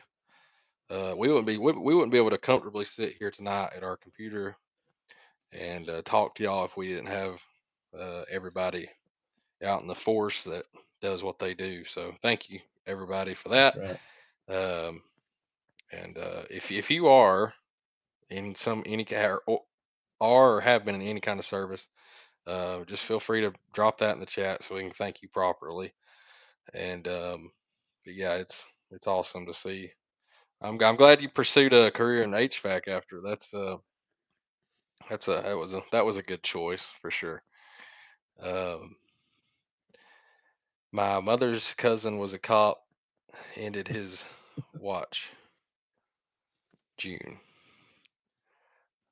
Well, thankful for your mother's cousin. That's very brave. I know when I was growing up, I went through a phase I wanted to be a Georgia State Patrol. Um, but thinking back on that, I'm like, I don't even know if I would have the guts to pursue that, because just what that means, what that symbolizes. Um, I don't think I could do it. But so I'm very thankful for those that do, for sure.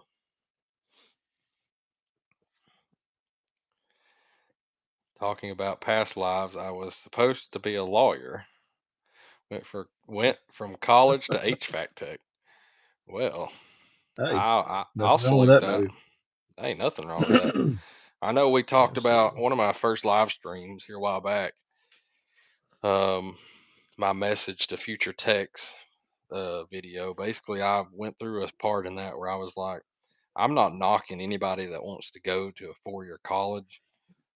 If that's for you, if you can make it work, if you're happy with that, 100% do it. Um, but if you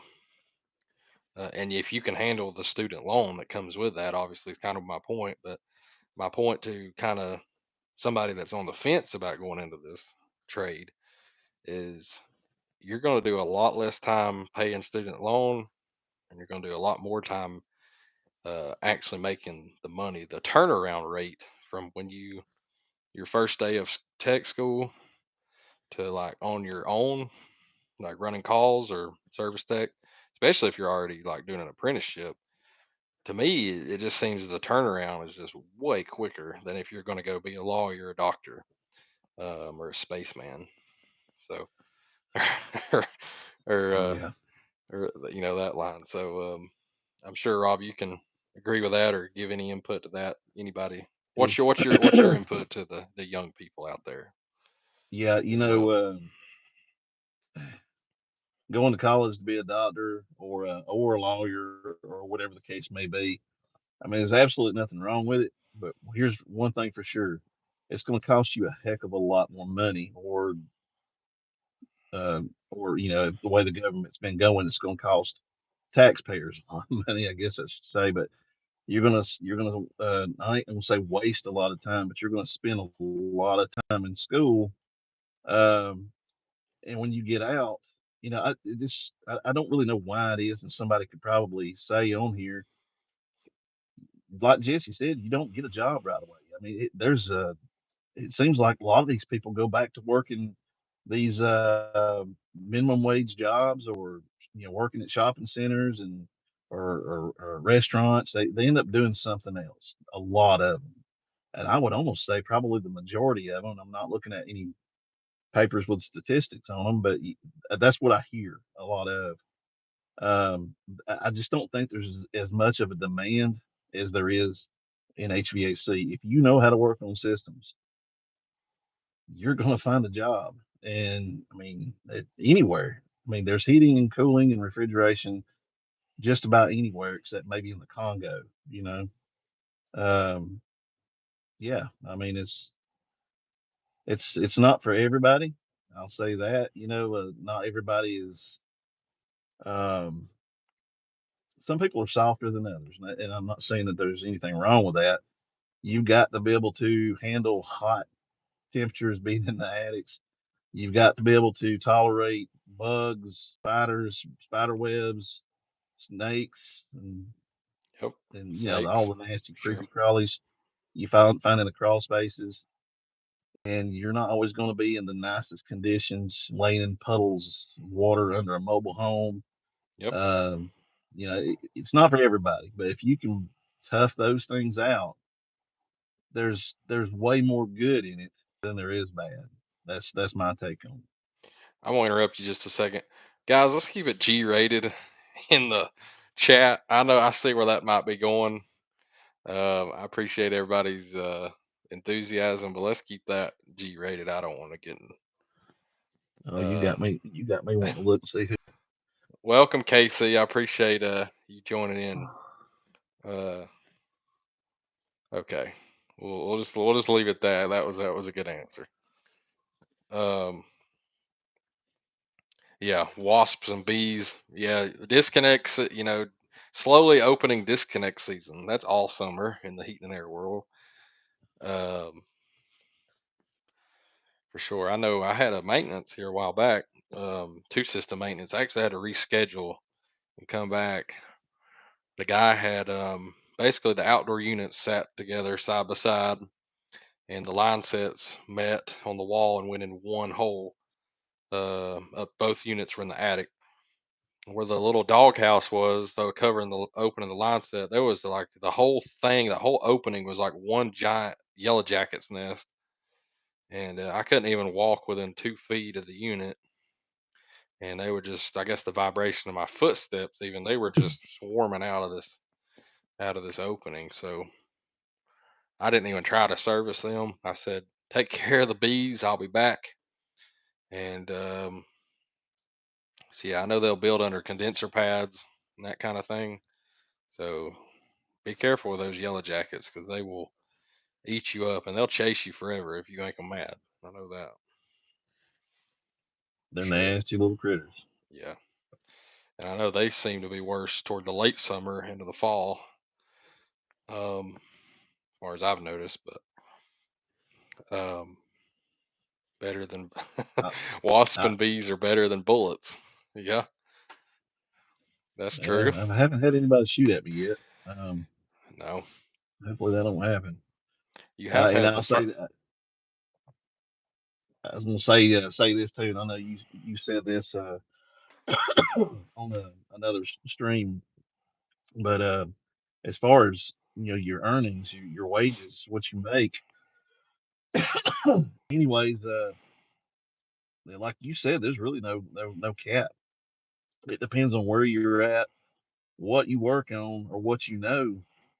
I mean, I've seen some people making uh, in the area of HVAC, but like working on the cooling systems for printing presses, Yeah, making $180 an hour. I mean, that's excuse me, that's insane. But Yeah, I mean, there is so many branches to the tree of HVACR, and depending on which limb you go on, I mean, yeah, there definitely is some good money, and I'm sure there's a lot of guys out there doing this stuff that make more than the doctor makes. Yeah, But and if you decide to have your own business, at some point down the road, start your own business. I mean, these guys become millionaires if they run a successful business. yeah, And yeah, I mean, so there's definitely good money in it, or can be in it. It just depends on how far you're willing to go, and how far you are willing to push your knowledge and learn. So it really it's in your hands, but the yeah. opportunity is definitely there to be very wealthy. Yes, it's a glass ceiling for sure. It's how high do you want to go, and once you bust through that ceiling, how high do you want to go? Basically, a good point to that. So, um, one more big thing I want to discuss tonight with you, Rob, and everybody in the chat. I know we've um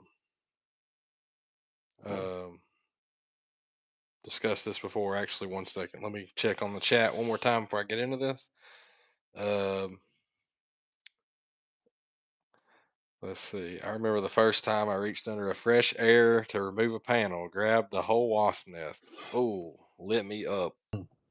Not good. I know on that rooftop the other day, we pulled open the burner door for the furnace, and there was a big old nest right above the burners, and there was probably 20 glued to that thing. Um, Luckily, I guess we didn't jar them too bad. They were still on there, but uh, yeah, they're not to mess around with for sure. Um, when they fly away, move away slowly. Yeah, for sure. Hello, Laney. Welcome. What does my hat mean? This is an Atlanta Braves cap. So most everybody knows who the Atlanta Braves are.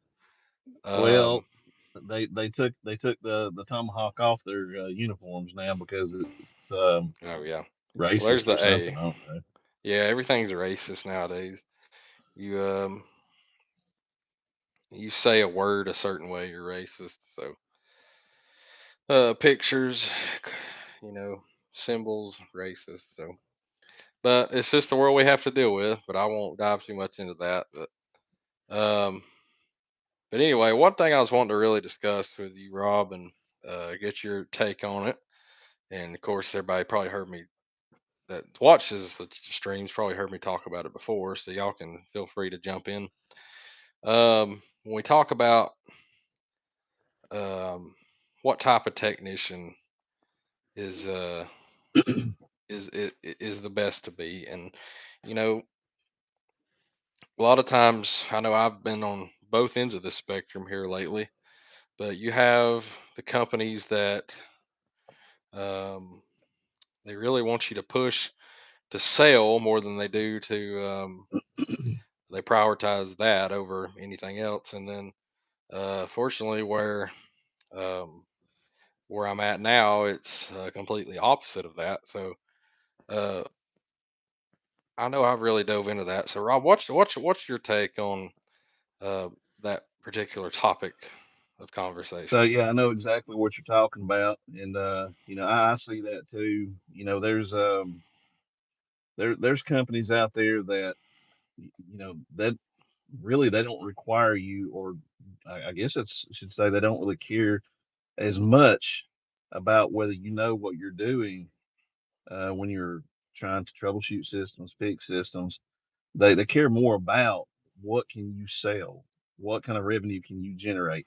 Obviously, for any business, revenue is important, but what seems to fade away is the quality of the service for the client that called you instead of somebody else. Is going to pay you, chose you, and trusts you, or obviously they're going out on a limb to somewhat trust you if they're giving you an opportunity to work on their expensive HVAC system. And it's kind of a shame to see, but yeah, I have seen that, and I still see it where they prioritize their techs. It seems like that's what they focus more on is how good can they sell, how good can they upsell things, whether it's accessories, and a lot of companies will actually pay their technicians commission only.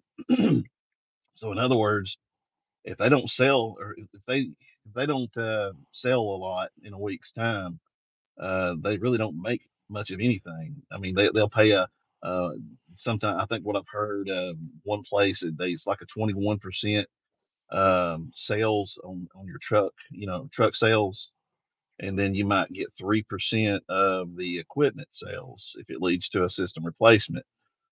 Yeah. And but and that's with no hourly rate. Have you seen that? Isn't that what you've seen too, or Yeah, one of my I've worked at a company that's like that, and it's it's a different animal. Um, well, I'll it's tell you, it does one of two things. Well, it does one thing that really it bothers me is it drives people to be dishonest, or it drives technicians to be dishonest. Um, yeah, I mean, if you see that you can make a couple $100 off of this repair, there's greedy people in this world. There's people who will make that decision to uh to do that to somebody if it puts money in their pocket. And that kind of setup, that's what drives that. It could even take good people and turn them bad. yeah, You know, it's a temptation. I don't like it. I don't really agree with it. I think priority number one should be when you're looking for a technician for to work for you, he needs to know what he's doing. If he doesn't, educate him. Focus on that. Don't focus on, you know, teaching him how to upsell. Uh, Selling stuff is great, but the first and foremost priority thing should be education. Know how to do the job right.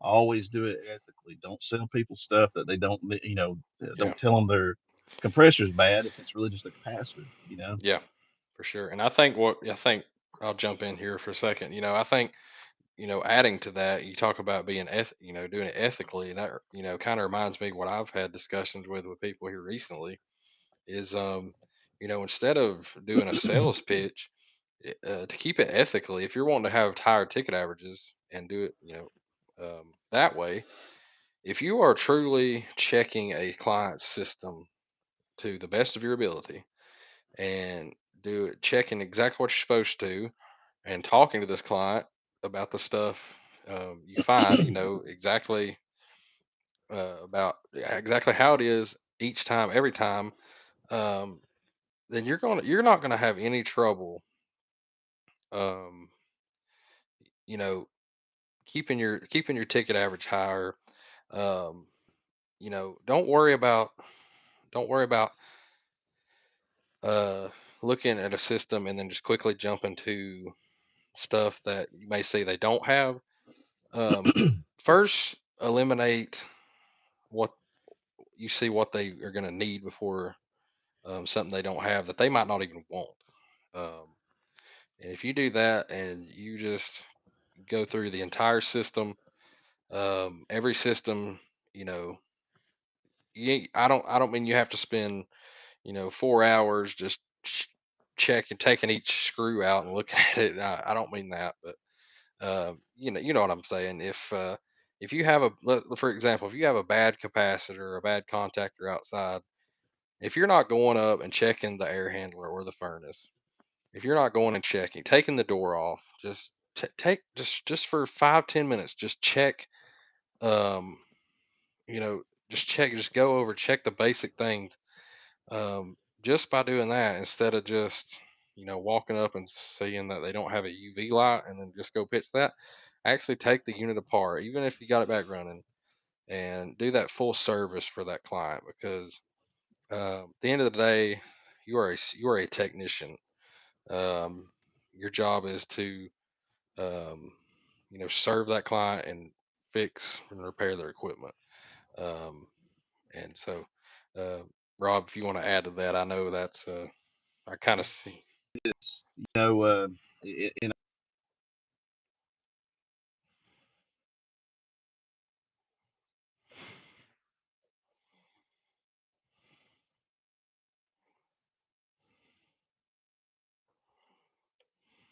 what I was doing when I got to that point, it seemed like it was. I focused more on speed.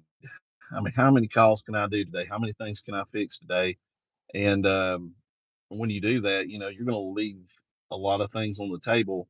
And I don't want to for that to sound bad, but if you want to be fast, you can be fast. But you're going to have one thing that no company likes, and that's a higher callback percentage. Yeah, Everybody frowns on that because that's money lost, that's revenue lost for a company, and of course it makes you look bad. You were just there. Why is my system not working now? So the best thing to do is like you were saying, take your time, be thorough. If a lot of times when you realize the issue within the first 5 minutes you're there, you hear the death buzz, it's the capacitor. You yeah, sure enough, you take the cover off, it's puffed up like a marshmallow. You know, I have done this many times and I'm ashamed of it now, but you learn as you go through these things. I replaced that capacitor. I did check the pressures. Ma'am, you're good. It's going to be XX amount. You move on. Uh, but if that capacitor is bad, why not go check the indoor capacitor? At least yeah, check some of these more basic things. There's certain parts of these systems that usually last the equipment, and capacitors is one of those things. Contactor is another. If you're replacing that door and capacitor, you're looking at the contactor too. Inspect that thing. And then, like I said, go to the indoor. What does the coil look like? Is it dirty? Even with filters over years, the coil still gets some stuff on it. The filters don't catch everything. Check these things out, make sure it's good, and obviously check the pressures. That's really an important thing because there can be issues with the system that will reflect itself in the pressure. Is your temperature outside is, and you should be able to look at those pressures, your superheat, subcool, if it's TXV, and you can kind of tell, is there any other issues? But those just few basic checks. Also check the filter too. um, you're not going to leave as much or anything on the table that would either a cost you a callback, and also b you'll probably find more things, and you're doing two things. You are generating more revenue for the business you work for. You're bringing the rabbit to the master, so to speak, and at the same time, you're actually doing a better service for your client who's paying you to do that job. You wouldn't want to take your car to the mechanic, and he fixes your transmission, and let's just say your rear end is bad, and he doesn't even tell you about it or doesn't check. You know what I'm saying? You want to give as much as you can give to your client, and by doing that, you're gonna bring the rabbit home to your master, so to speak. yeah. Absolutely, that's great stuff, guys. Ain't that great, man? It's awesome to hear that. It's to to get two two voices in here, two knowledgeable minds in here, not just myself, but to hear this from Mr. Rob is awesome. And I know that's a big thing too. Just be as valuable as you can to your company.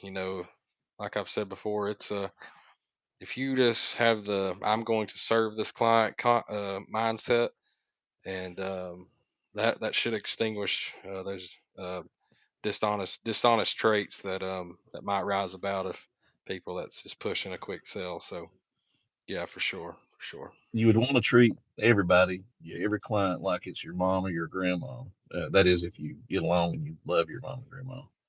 Yeah, for sure. Yeah, if this was your granny's house, your mother's house, how would you want that call to be run? If you had a technician going to their house, how would you feel? that they should be treated. That's exactly right.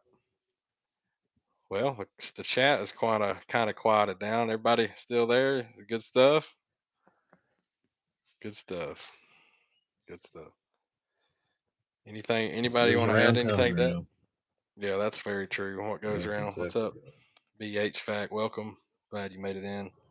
Yes, sir. I never worked for a company who endorses deception and dishonesty. I couldn't do it. What goes around comes around, Yep.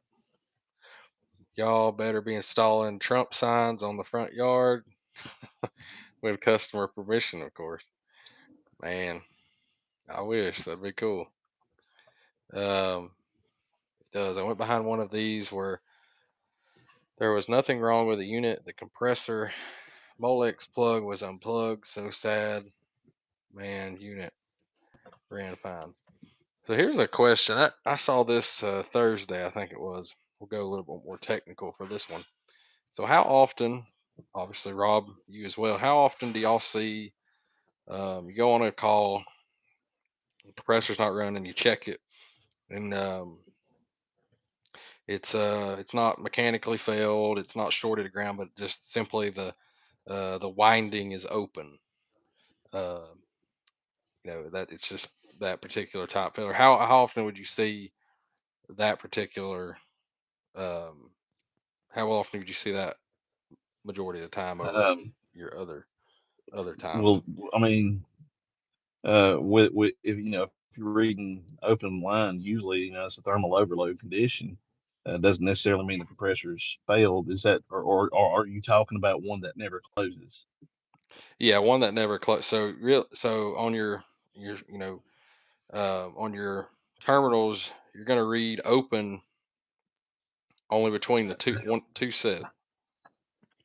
You hear My me? earpiece is dying. Well, I tell you what, I'm having all kinds of technical crap going on. The earpiece is hollering at me saying battery level low, and you're talking to me at the same time. That I'm hoping that's when this good. dies, this picks up and I can hear through my phone. But I would, I'm trying to remember if I've ever ran into that. I've definitely ran into a lot of lock rotor, just plain out shorted the ground. But I would say if you ever see that, and I can't remember offhand ever seeing that, but if you ever do, there's always a possibility that the thermal overload switch never closes. Right. It fails in its own right, which That's what this uh, was. yeah. Yeah, I saw it for the first time that fashion on Thursday. So I was just curious if anybody else has seen you or Okay, anybody this else baby has seen that. died. So, can y'all still hear me? I can actually hear you better now. Oh, how about that?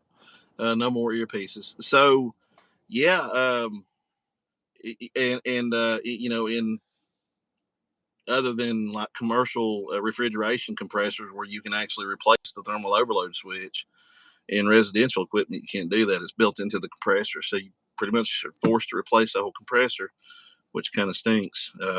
But it is what it is. But no, I have that. I can't remember ever running into that before. If I have, it's rare. I guess I would say, unless somebody else is in here listening to this has experienced that a lot. I have not. It's a really rare thing for me. Yeah, for sure. Like I said, I just saw that for the first time on Thursday. Um, yeah, Donnie said if they don't cool down with water, um, then yeah, if they don't reclose, um, then obviously that would be the failure. Um, yeah, usually if you got one that's out on thermal, you cool it down, it closes, fires back up. That's kind of what we're talking about, guys. If let's say if you cool it down and it doesn't close back, then um, you've obviously got a bad switch. So we both rarely seen that. So um, I've had one time. Um, the compressor came on and run, and it was pulling some amps, but it sounded like nuts and bolts in a blender. yeah, It was absolutely those plates or something in there. The scroll plates must have been just shattered. That was kind of a strange one. Something you don't see every day, but it definitely wasn't compressing for sure, and it sounded rough, Yeah, bad. for sure. Yeah, I've ran across several that was just like that. So definitely. And then when you go to replace it, a lot of times when I unsweat it or cut it loose, there'll be pieces of chunks of metal falling out of the line Yep. as I'm taking it out. So you turn it over, you get it out, Mhm. and just chunks of metal start falling out of that thing. And those especially the Copelands, those are tough compressors. It takes a lot to bust those things. Yeah. So sometimes you got to wonder, was it just a weak something weak from it in the factory, or what happened? But yeah, they're tough. So it really surprises me whenever I see you know like something breaking or busting inside those compressors. Now, being locked up, I've seen plenty of those. Just plain old rotor lock uh, seized up, and that's usually conditions cause that, like either it's old and it just locks up, or you got too much liquid refrigerant returning back to the compressor, depleting the oil, or something like that. It's just it seems like there's always something that you find out after the fact that caused that to happen. So let me ask you this. This is a question for Robbie and the chat. And this basically is something that I was at first didn't think it was a big deal. Um, or I shouldn't say a big deal, but I changed the way I thought about this uh, as time has gone on. So let's say you walk up to a service call and you notice the outdoor unit. Let's say it's not very old. Let's say it's a 3-year-old unit, but um, you find that the outside unit is pretty out of level. Are you going to um, recommend to the customer to level the unit? Do you want me to You answer hear me? that now? Yeah. Yeah, Do you go want me to ahead. answer that now? That's for him and everybody. It depends on how out of level it is. I mean, if it's only a half inch, or maybe even an inch, half inch, I'm not going to do that. I mean, but if it's 2 or 3 inches out of level, yeah. I mean, there's oil in the bottom of that compressor, and it can affect how evenly the oil is distributed to the moving parts inside that compressor. But no, I'm not going to split hairs over one that's a half inch out of level. Absolutely. I was just looking for the reasoning with that. So, and everybody else in the comments 100% of the time. So, um, for those that don't know, most of us do, if a unit is not level, the oil in that compressor will slosh to one side. And when that happens, the other side that doesn't have the oil is going to develop a hot spot. And over time, it might take a couple years. Eventually, that hot spot is going to lead to an arc, and you're going to have a shorted compressor. So, um, if you see a unit, is you walk up to it and it's like you can see that it's bad out of level. 100% of the time, like Donnie said, you need to be bringing that up to the homeowner, um, uh, and get that corrected. And like Rob said, if it's just barely out of level, you can't even really tell. Then obviously that could probably be even if you wanted to adjust, you probably just adjust that without having to do a lot of work. But most of the time, that's going to be not an issue. But if you see one that's more than several inches out of level, then it needs to be corrected. Yeah. I mean, my judge. I mean, it would have to look out of level for me to say anything. I mean, but I'm not toting a level to every condenser. Doing a cross check on it to see if it's perfectly level. Yeah, But if it's noticeable, then more than likely it would be time to recommend that. yeah, for sure. And I know a lot of times you'll see it. I probably see it most on new construction. After a year or so, a new construction place, they've just slapped that stuff in there, and the ground is settled underneath the unit, and lo and behold, it's out of level. I see that probably the most. I've um, seen some. at any The time. only reason why they're not rolling down the hill is because they're still attached to the line set. Yeah. Yep. Yeah, I definitely have too. I'm But sure. a lot of that's just the erosion. On the steep banks. The dirt washes out from around underneath the unit and all, and you got the blocks and stuff shifting with erosion. And yeah, I've seen some bad ones Yeah, for sure. Yeah, like I said, up here in the hills.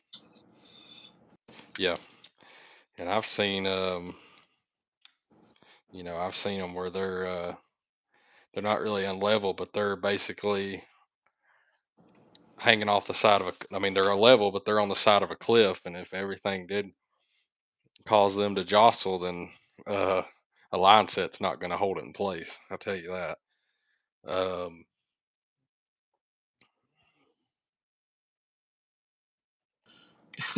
How often do y'all see condensers where they're literally an inch or two off the wall? oh yeah, I posted a video. And does that not drive y'all crazy? It should. I mean, y'all should have seen y'all saw my short the other day.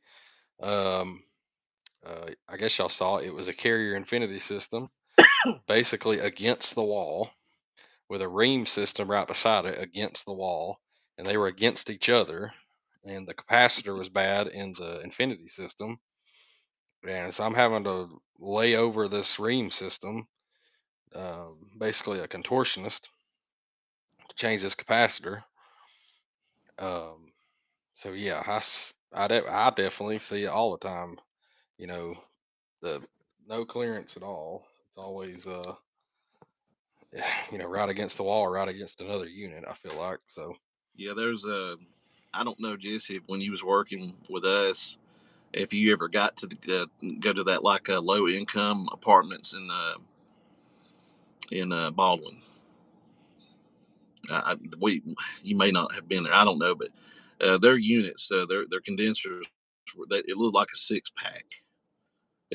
They would literally be against each other in the shape of a six pack of drinks, Wow. and you'd have to shimmy them out just a little bit to get between them if you needed to do anything.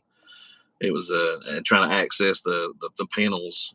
You're fighting, trying to get a screwdriver or a drill between the units uh, with a space that was not allowed to work on. It's absolutely ridiculous. Right. Yeah. And all it does is just kill the lifespan of these systems. Oh And yeah, it they does work like they're supposed to during the time they are working. for sure. Go to the check the chat real quick. Donnie makes a good point. He said, especially in urban areas, um, or areas with HOAs where they can't be seen. I've had units I physically could not access due to there being no access.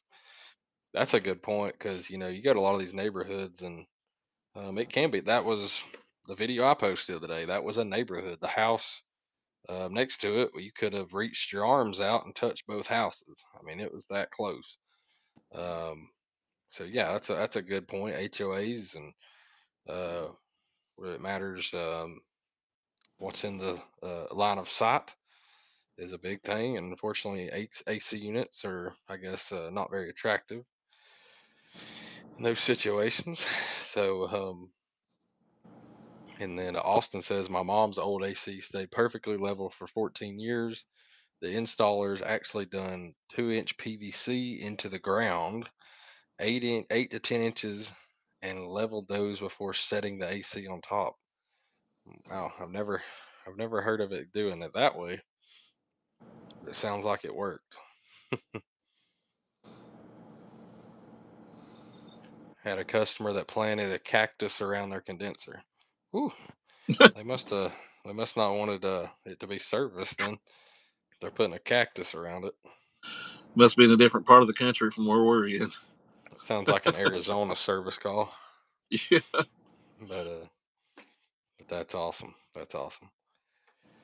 Well, guys, this has been a just an excellent night. This has been probably my favorite live stream yet. Rob, I hope you've had a great time. Mm-hmm. I'm very thankful you took time out of your trip or your camping trip to join us. Is there anything you want to share to the group, the chat before we sign off? Well, I'll just say, Jesse, I'm honored that you even asked me. I'm nobody.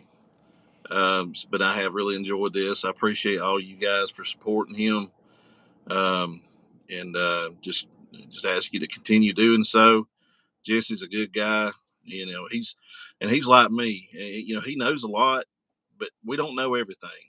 And the interactions we get with you guys, y'all know stuff that we don't know, but we might know something you don't know. We help each other out. This should be kind of a community thing in the area where we work. I don't know if it's like this everywhere, but it seems like heating and air companies kind of hate each other. They feel like they're robbing off each other's plates or something. But we should be a community. This is a good platform where we can help each other to grow, and that's really what this is all about, is growth. Um, that's pretty much it. Yeah, Jesse, I really appreciate you having me on here. I've enjoyed it for sure. Yeah. Well, hey, everybody's somebody, and I appreciate your time. And this has been awesome. We'll definitely schedule another one. I'm sure y'all like that. This has been great. So, but I hope everybody has good rest of the night, good rest of the weekend. You too, Rob. Have a good You rest too, of your trip, and we'll do it again soon. Hope everybody has a great night. peace out. Thanks, buddy. Thanks, Rob. Thanks, guys. See y'all.